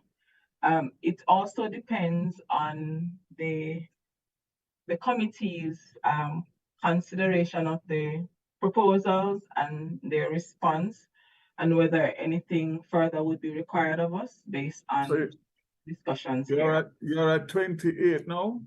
At 28 now, and we're going to what? For how much? 62 provisions. And 62? Yes, including 3 schedules. I think the 4th schedule we didn't have any comment on. But Schedule 3 is really a repeat of most of what we covered under Section 20 with the right of first refusal. So it shouldn't take us long to get through. All right. Okay, so we're gonna set these two meetings, and then of course at the next meeting, Ms. Beckford, you'll have additional dates for us, right? To take us through. Yes, Chairman. Bearing in mind that, remember that we go on recess in July. So we'll have to try and wrap it up before we go to recess, which is probably at the middle of July. So please book some dates for us from now. Now we have to get through this. Will do, Chairman. All right. Okay. Again, thanks everybody, and see you on the 31st of May at 10 a.m. and then June 14th at 10 a.m. I'll be traveling for the 31st of May. So again, the committee will elect a chairman for that particular date. I'll recommend and speak to them. All right. Thanks very much. Again, All right, Chairman. Meeting adjourned.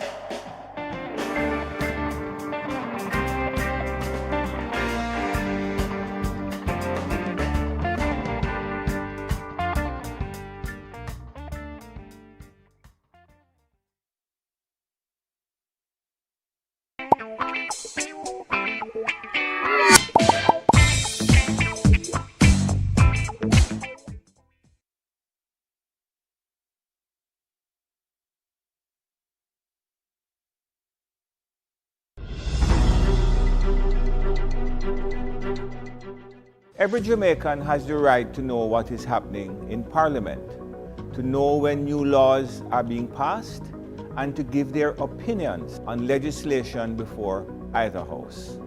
Every Jamaican has the right to see their representatives in action, making laws, holding the executive to account, representing the people, working for the benefit of all Jamaicans. It is your right to observe first-hand meetings of the Senate, meetings of the House of Representatives, and the meetings of parliamentary committees. You may also take a tour of your parliament. To find out more about the Houses of Parliament, please call 876-922-0200, follow us on Instagram and Facebook, or visit our website at www.japarliament.gov.jm. Here is a special parenting message brought to you by the National Family Planning Board, 5 Sylvan Avenue, Kingston 5. The way we treat our children directly impacts what they believe about themselves. That was a special parenting message brought to you by the National Family Planning Board, 5 Sylvan Avenue, Kingston 5. Violence against women and girls is a human problem, not just a woman's problem. It's a problem for men too. Gender violence takes many forms, including sexual assault, domestic violence, relationship abuse, sexual harassment, and sexual abuse of children. The magnitude of ongoing violence against women and children in our country is cause for alarm. We can end the violence. It requires all of us to end the violence. I call on all our men and women in Jamaica to take a stand. And men, especially, must get involved in this movement to create a better world for their daughters, their mothers, their sisters, their aunts, their uncles, their fathers, their sons, and for themselves. Let's protect and reassure. Let's unite to end gender violence.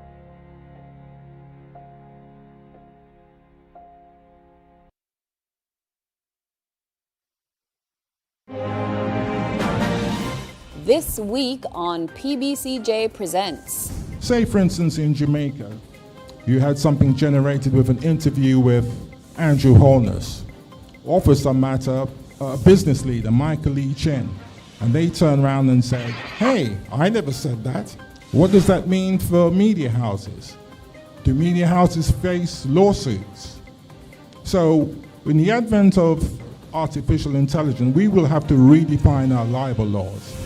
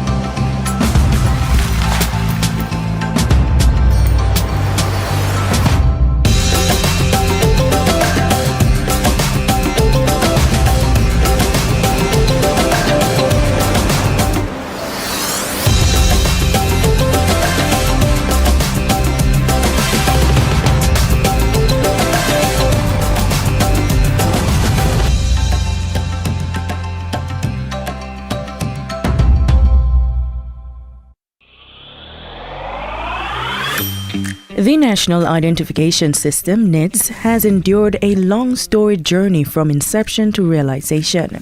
It began in the 1970s with the case for a national registration system with each person from birth issued with a unique number. By the 1990s, the Electoral Advisory Committee, EAC, made a recommendation for the establishment of a body to implement a national registration system, and as such, Cabinet approved the establishment of a national registration unit in the Ministry of Health in 1993, leading to the tabling of a national registration bill in 1995, which was later presented to Parliament in the year 2000. In July 2011, approval was given for the National Registration Unit to be transferred from the Ministry of Health to the Office of the Prime Minister. Then, in September 2011, the GOJ received a US $670,000 grant from the Inter-American Development Bank to commence the preparatory work required for the implementation of NIDS. The NIDS project was officially launched at the Jamaica House on September 27, 2011. By December of that same year, Cabinet approved the development of a NIDS policy. This was followed by the signing of a Memorandum of Understanding between eGov Jamaica Limited and the Government of Jamaica to provide technical support in the management of the ICT consultancy required to design the NIDS architecture. In November 2016, the NIDS White Paper was tabled in Parliament, and by June 2017, Prime Minister Andrew Holness opened the debate on the National Identification and Registration Bill in Parliament, which was eventually passed in November 2017 by the Houses of Parliament. A technical and security committee was established by the Office of the Prime Minister to design and develop the requirements for a new electronic and digital identification system. Also in that same year, the Office of the Prime Minister initiated an international competitive bidding process to identify a consortium of international and local experts to supply the National Identification System solution. That process lasted 2 years and concluded in 2019 when a contract was awarded to the PBS consortium made up of Entrust Data Card, PBCJamaica, Group of Vision, and Thales Group to supply the National Identification System solution. In February 2018, the government of Jamaica signed a loan agreement with the IDB for US $68 million for the NIDS and other projects. However, the act would hit a snag in 2019 when the Supreme Court ruled that the National Identification and Registration Act of 2017 was null and void and of no legal effect.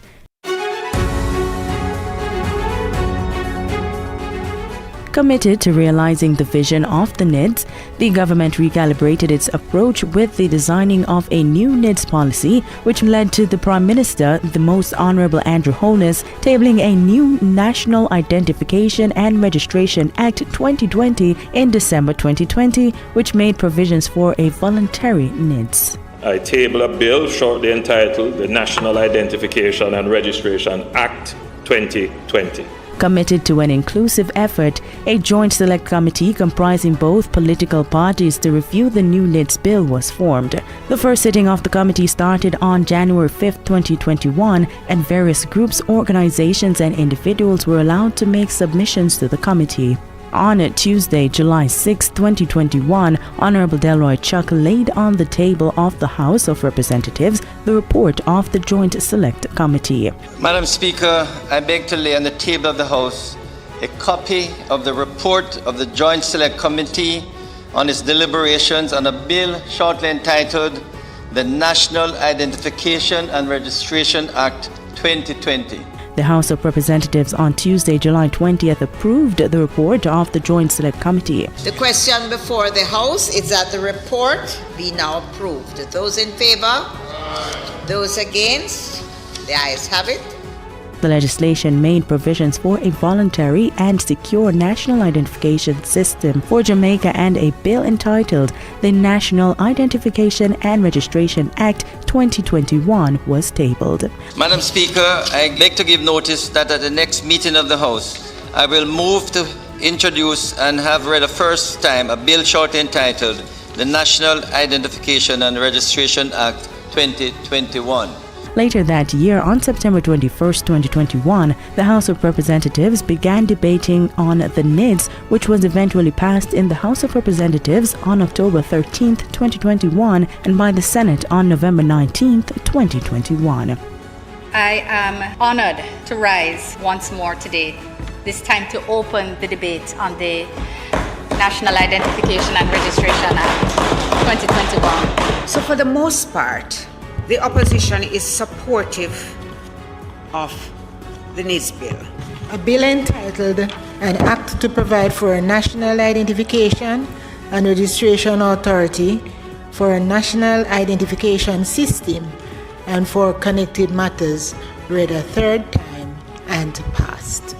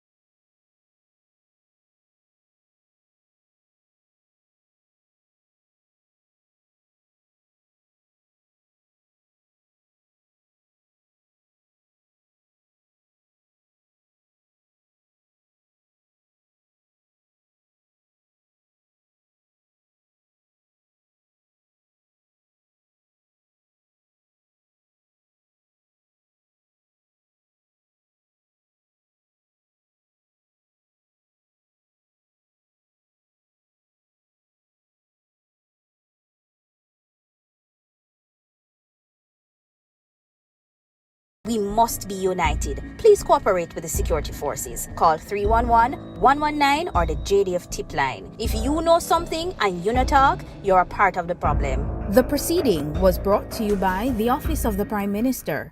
It's Thursday, May 18. In the headlines, 30,000 students to receive restorative justice practices training. In business news, gas and diesel prices are up. Regionally, Barbados predicts severe sargassum influx. Internationally, China hosts first ever Central Asia Summit. And in sports, CONCACAF Women's Under-20 champs begin May 24, and Jamaica's reggae girls are set to compete. This is the news on PBC Jamaica. I'm Simone Absalom Gale.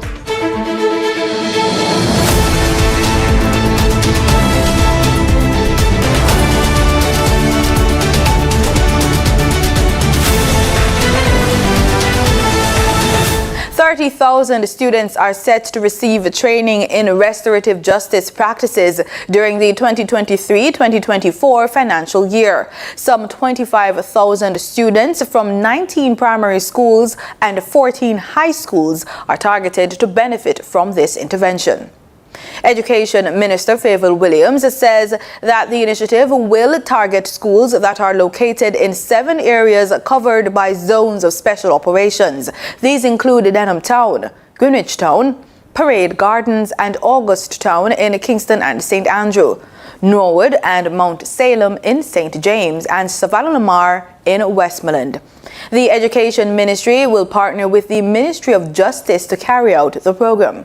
The issue of violence in schools has been a perpetual headache for the Ministry of Education and other stakeholders, as students have been seriously injured or killed in confrontations on school grounds. Jamaica assumed the chairmanship of the Caribbean Community Council for Foreign and Community Relations at the 26th regular meeting. CARICOM Secretary General Dr. Carla Barnett and CARICOM foreign ministers were in attendance. We hear more from Carla Thomas-Hewitt. Under the leadership of Minister of Foreign Affairs and Foreign Trade Kamina Johnson-Smith, Jamaica hosted the opening ceremony for the 26th regular meeting of the Caribbean Community Council for Foreign and Community Relations. Our strength in working with extra-regional partners lies in our cohesion. And even as each of our countries maintain active bilateral relations, and we encourage you in your meetings in the margins of this one, the region must also work collectively and effectively in a highly coordinated manner to strengthen community relations and institutions, and to pursue regional foreign policy objectives as best as possible.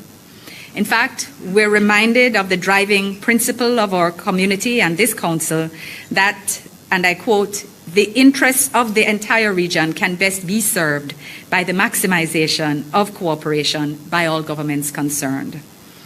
The meeting saw members discussing priority issues of regional and international interests, including the situation in Haiti, climate change, relations, and developments in hemispheric and multilateral bodies. The Council also engaged with the government of Japan, Spain, and Slovenia. Dr. Carla Barnett, CARICOM's Secretary General, says the meeting is an opportunity for reflection as CARICOM celebrates 50 years of existence. We look forward to continued engagement with our trusted partners to further strengthen our collective actions. With insightful discussions over the next 2 days, we can take significant strides to strengthen coordination of the community's foreign policy. I trust that dialogue will be frank, robust, and most importantly, deliver innovative approaches and tangible results. The Caribbean community has a complex and a formidable task at hand. However, our integration movement and our intra-community relations have already built a strong foundation on which we can continue to devise solutions to improve the lives and the livelihoods of the people of the region. Jamaica will chair the Council from May 2023 to April 2024. The 26th meeting is the first in-person regular meeting of the Council since 2019. For the news on PBCJ, I'm Carla Thomas Hewitt. Jamaicans are being encouraged to register and participate in the upcoming labor activities on Tuesday, May 23. Labor Day will be observed under the theme Plant a Tree for Life, promoting climate change mitigation, food security, and road safety. The National Labor Day project will be a tree planting exercise along Highway 2000 in the vicinity of Heartlands Road, Old Harbour, St. Catherine. Speaking at a JIS think tank, Minister of Culture, Gender, Entertainment and Sport, Olivia Grange, explained that under the road safety aspect, volunteers are being encouraged to repaint or paint pedestrian crossings, especially those near a school. There's a list of pedestrian crossings that have been provided by the Road Safety Council that are located near various schools across the island. You can assist in having those painted. Make contact with your parish National Work Agency because there is a proper way to paint a pedestrian crossing. So you're encouraged to reach out to the NAA, to reach out to your school principals, and to indicate that you are willing and able and ready to assist in the painting or repainting of the pedestrian crossings near your schools. She says the Ministry of Agriculture and Fisheries, through its Grow Smart, Eat Smart campaign, will be distributing farming kits. They will be providing 15,000 assorted fruit seedlings to be distributed by RADA and the National Irrigation Commission.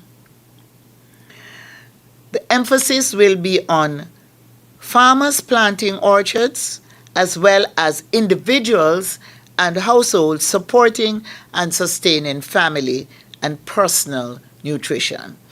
Persons are asked to register their Labor Day projects via the online registration form on the JIS website at www.jis.gov.jm.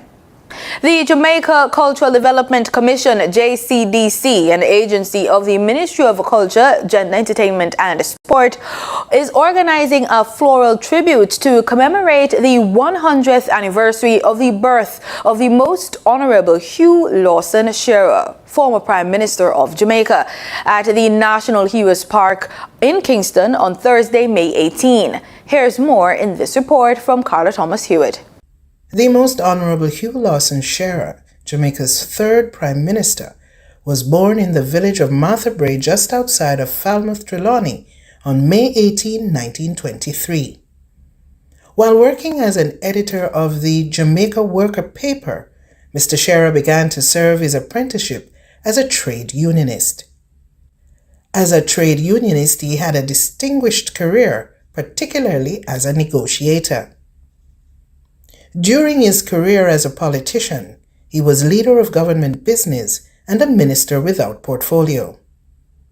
He was also appointed Deputy Chief of Mission for Jamaica at the United Nations General Assembly and figured in many crucial international issues. He was elected to the House of Representatives as a member for Western Kingston in 1955 and served until 1959.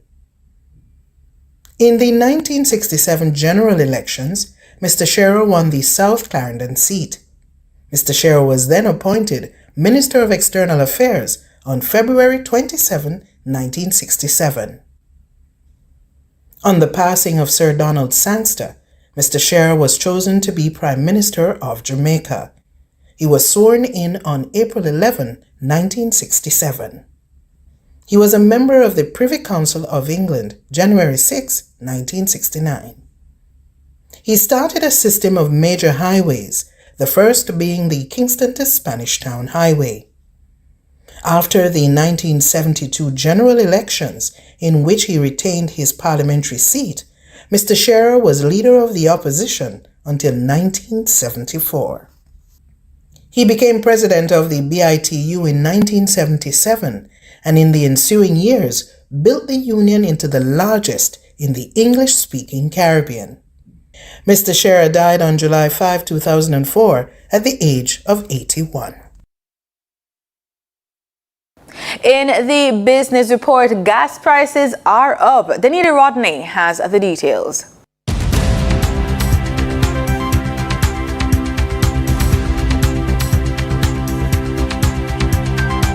Motorists will see an increase at the pumps in the price of gasoline effective Thursday, May 18, according to the latest ex-refinery costs from Petrojam.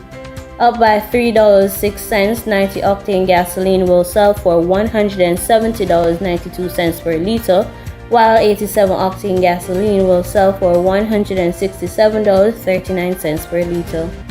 Increased by 25 cents, automotive diesel fuel will sell for $169.87 per liter, ultra-low sulfur diesel will sell for $180.72, and kerosene will sell for $180.92 per liter. Propane liquid petroleum will sell for $59.85 per liter, down by 49 cents, and butane liquid petroleum will sell for $67.53 per liter after a decrease of 25 cents. Remember, marketing companies and retailers will add their respective markups to these prices. NCB Financial Group has confirmed that it is preparing to integrate the National Identification System (NIDS) into its operations. According to Patrick Hilton, CEO of NCBFG, the company has been approved to test the implementation and use of NIDS in its operations. The government of Jamaica has recently embarked on registration for the National Identification System, called NIDS. National Commercial Bank Jamaica Limited has received approval from the Bank of Jamaica to develop and test 3 proofs of concept leveraging NIDS. We fully endorse this initiative. It has enhanced financial inclusion, enhanced transparency, efficiency, and productivity in countries such as Estonia and India. And our expectation is that Jamaica should have the same or even better results. For your market updates, in foreign exchange trading for Wednesday, May 17, the US dollar sold for an average of $155.24. The Canadian dollar ended trading at $115.59. The pound sterling traded for $192.58, and the euro sold for an average of $171.17. In JSE trading, the JSE index declined by 54 points. The junior market index advanced by 18 points. The combined market index advanced by 114 points, and the All Jamaican Composite Index advanced by 178 points. Overall market activity resulted from trading in 97 stocks, of which 44 advanced, 33 declined, and 20 traded firm. Stocks advanced for Barita Investments Limited, Berger Paints Jamaica Limited, and CAC 2000 Limited. Stocks declined for 138 Student Living Jamaica Limited, 138 Student Living Jamaica Limited Verbal Preference, and Consolidated Bakeries Jamaica Limited. Trading firm were Access Financial Services Limited, AMG Packaging and Paper Company Limited, and Caribbean Flavors and Fragrances Limited. The overall volume leaders were Trans-Jamaican Highway Limited with over 6 million units, Wigton Wind Farm Limited Ordinary Shares with over 2 million units, and Derrimon Trading Company Limited with over 1 million units. In regional stocks, in Trinidad and Tobago, zero securities traded.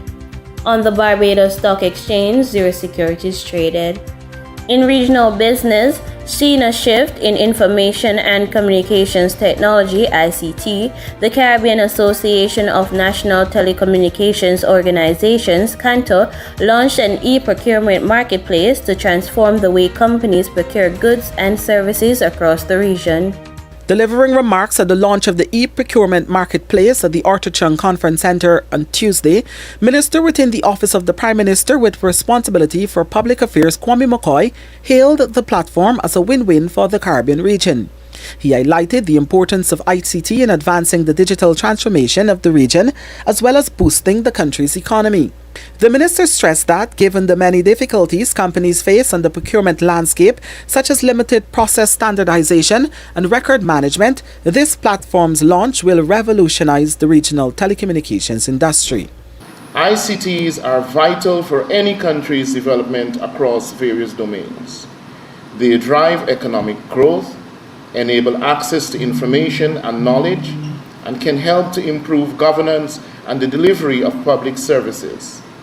They can enhance healthcare delivery, the delivery of education, and even infrastructural development.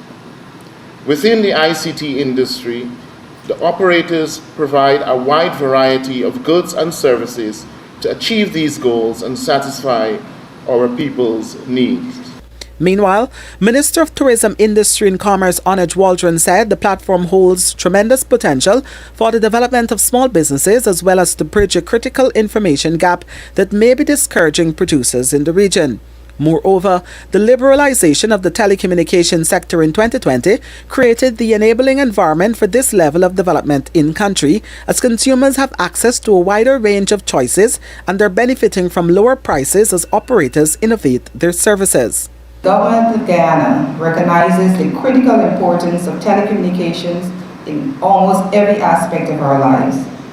Indeed, it is our recognition of this importance that led us to liberalize and open up the sector to competition within 60 days of assuming office in 2020. In so doing, we created the conditions for a vibrant and competitive telecommunications landscape, and already consumers are seeing the benefits. Consumers have wider choice and are seeing lower prices as operators innovate in their service offerings. CANTO is a non-profit association that facilitates regional and international ICT projects, discussions and objectives critical to the Caribbean region.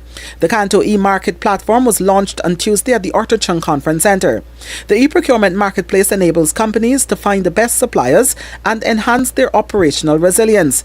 It will provide registered users with access to a global network of vendors, suppliers, operators, and the companies in the ICT ecosystem.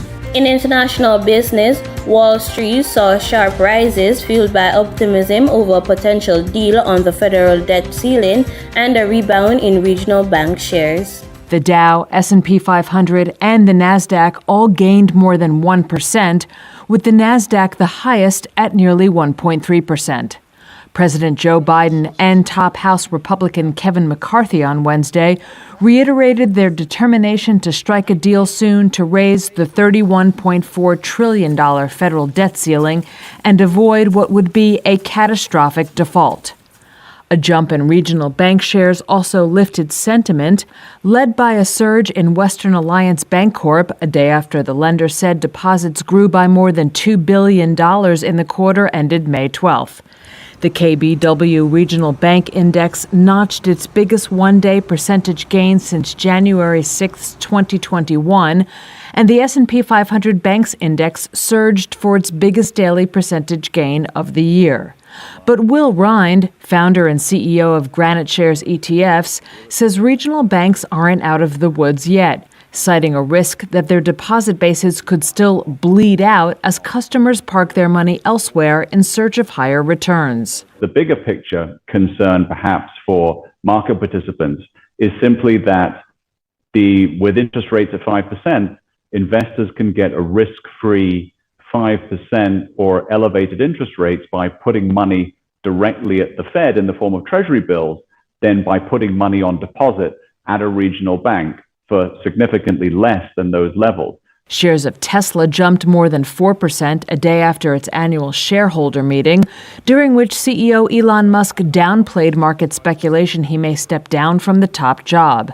He also touched upon two new mass market models the company is developing and reaffirmed that deliveries of its long-delayed Cybertruck would start this year.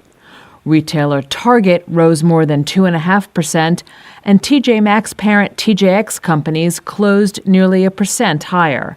While both forecast current quarter profit below expectations, they both also beat estimates for the first quarter. In market data for oil prices were broadly stable as traders warily watch for signs of progress on talks to raise the U.S. debt ceiling after surging in the previous session on optimism over U.S. fuel demand. Brent crude inched down 13 cents to $76.83, and West Texas Intermediate crude dipped 12 cents to $72.71 a barrel. And that was the business report on PBCJ. I'm Danita Rodney. In regional news, it's not only increased temperatures that Barbadians should be bracing for over the next couple of months, but more sargassum seaweed as well. The latest predictions have been shared by Chief Fisheries Officer Dr. Shelley-Ann Cox. This morning, the University of the West Indies, their Center for Resource Management and Environmental Studies, would have released the latest issue of the Sargassum Sub-Regional Outlook Bulletin for the Eastern Caribbean. And of course, there is not good news as it relates to the influxes. They will be severe for the next 3 months, especially in Barbados. We can stay comforted, though, that it will be less sargassum this year than last year, June, but we will still get continuous influxes. Influxes have significantly affected the fisher folk as it relates to the fouling of gear. It also has presented an opportunity for harvesting amberfish. I know a lot of persons have developed the taste for the alma fish, also referred to as almaco jack. So we're hoping that we will receive some increased landings over the summer months of those, but we want to caution our longline captains, and especially our iceboat captains and others at sea, to be careful as they traverse the sea with the large mats. Against the backdrop of Mental Health Awareness Month, a unique new company has been founded in Guyana to heighten mental and physical wellness through consultations and support for professionals. The company, Wellness International Inc., was launched on Wednesday at the Hermanston Lodge, Peter Rowe Street, Georgetown. Its objective is to provide initiatives aimed at enhancing wellness for all, and according to the Chief Executive Officer, Donald Sinclair, the company is a response to Health Minister Dr. Frank Anthony's call for wellness to be prioritized among citizens. Mental Health Awareness Month is observed in May, this year under the theme More Than Enough.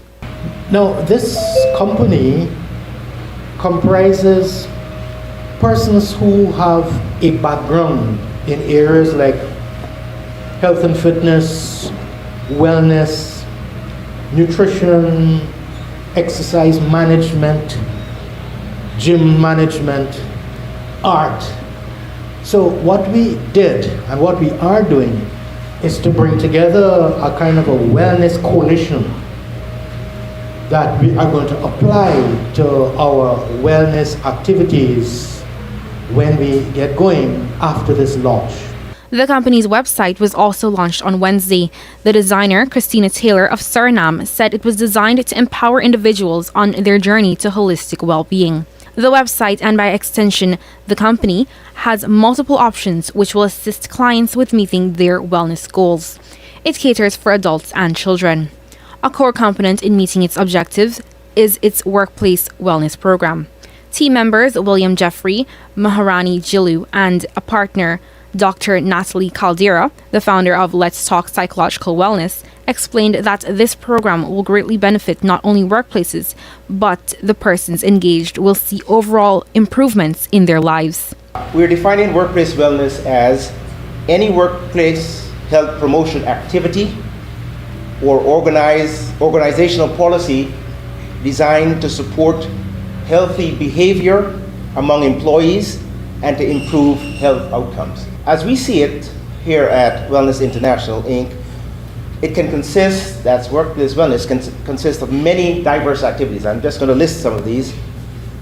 On-site health education fairs, free medical screenings, health coaching, weight loss, stress management, smoking cessation programs, wellness communiques, on-site fitness programs and facilities, on-site kitchen and healthy food options, company wellness competitions, and we can even go using technology today, mobile and web-based education and social platforms.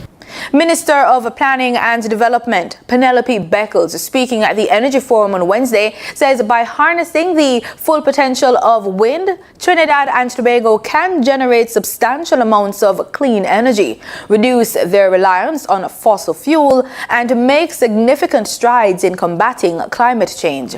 More from TTT News. We can make informed decisions about the optimal placements, design, and operation of wind farms, and therefore, by extension, the investments required. These investments will not only accelerate the transition to a clean energy future, they will also create new job opportunities, spur economic growth, and enhance energy security. The minister noted with the shifting of worldviews away from fuel-based economies and the mature nature of this country's oil fields, Trinidad and Tobago needs to take proactive steps to ensure its future energy security. With respect to offshore wind, it has the potential to revitalize coastal communities and transform them into hubs of renewable energy innovation and expertise. The Planning and Development Minister made her comments as she addressed a forum on setting the path for wind generation in Trinidad and Tobago hosted by the Energy Chamber on Wednesday. In international news, China's President Xi Jinping in the central city of Xi'an, where he is hosting his first summit with the leaders of 5 Central Asian nations, underlining Beijing's growing influence in a region that Russia has long considered its own backyard. More from Al Jazeera. In western China, this is Xi'an, the country's ancient capital. It was once the starting point of the historical Silk Road, a network of trade routes spread across Central Asia. And in this symbolic location, China is seeking to strengthen connections with its neighbors. For the first time, President Xi Jinping is hosting the leaders of Kazakhstan, Kyrgyzstan, Tajikistan, Turkmenistan, and Uzbekistan. It would be very important for all 6 countries that they can talk about, how they can start economic recovery and continue the friendship and their very stable ties. Central Asian countries are seeking to strengthen trade ties. And as Moscow pours funds into its war in Ukraine and faces the economic impact of sanctions, analysts say Beijing is an increasingly appealing partner. China can play a more supportive role in the region and working with the region, but not at the expense of Russia. Trade between China and Central Asian nations hit a record high of $70 billion in 2022. And many transport infrastructure projects, such as railways and roads, have been built in the past decade as part of China's so-called Belt and Road Initiative. The summit coincides with a meeting of the leaders of the Group of 7 developed economies hosted by Japan. China's growing influence is expected to be one of the main points of discussion as the US pushes for a more unified approach to dealing with Beijing. State-funded think tanks say the Xi'an summit shows a shift in the world order. These 7 developed countries that dominate the current world order and have the monopoly power of the current world economic order are Western nations, while China and the 5 Central Asian countries represent the interests and demands of developing countries. In this week of parallel summits, this is China's answer to multilateral diplomacy, reframing global affairs outside Western dominance and surrounding itself with friendly nations in a time of geopolitical uncertainty. Jessica Washington, Al Jazeera, Xi'an, China. In sports, the CONCACAF Women's Under-20 Championship begins in the Dominican Republic on May 24 and runs through to June 3. The competition doubles as a World Cup qualifier for the juniors. Reka girls depart the island on May 22. The 2 finalists and a third-place match winner will qualify for next year's FIFA Under-20 Women's World Cup. The competition boasts 2 groups, and Jamaica, who find themselves in Group A, have the United States, Canada, and Panama for company. Group B features hosts the Dominican Republic, Mexico, Costa Rica, and Puerto Rico. And that's the news on PBCJ. I'm Simone Absalom Gale. You can follow us on our social media platforms at PBCJamaica. Thank you so much for watching.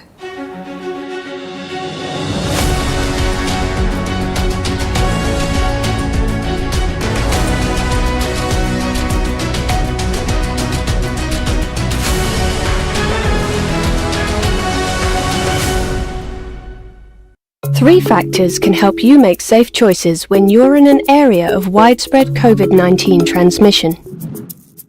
Consider the location, the proximity to others, and the amount of time you spend there.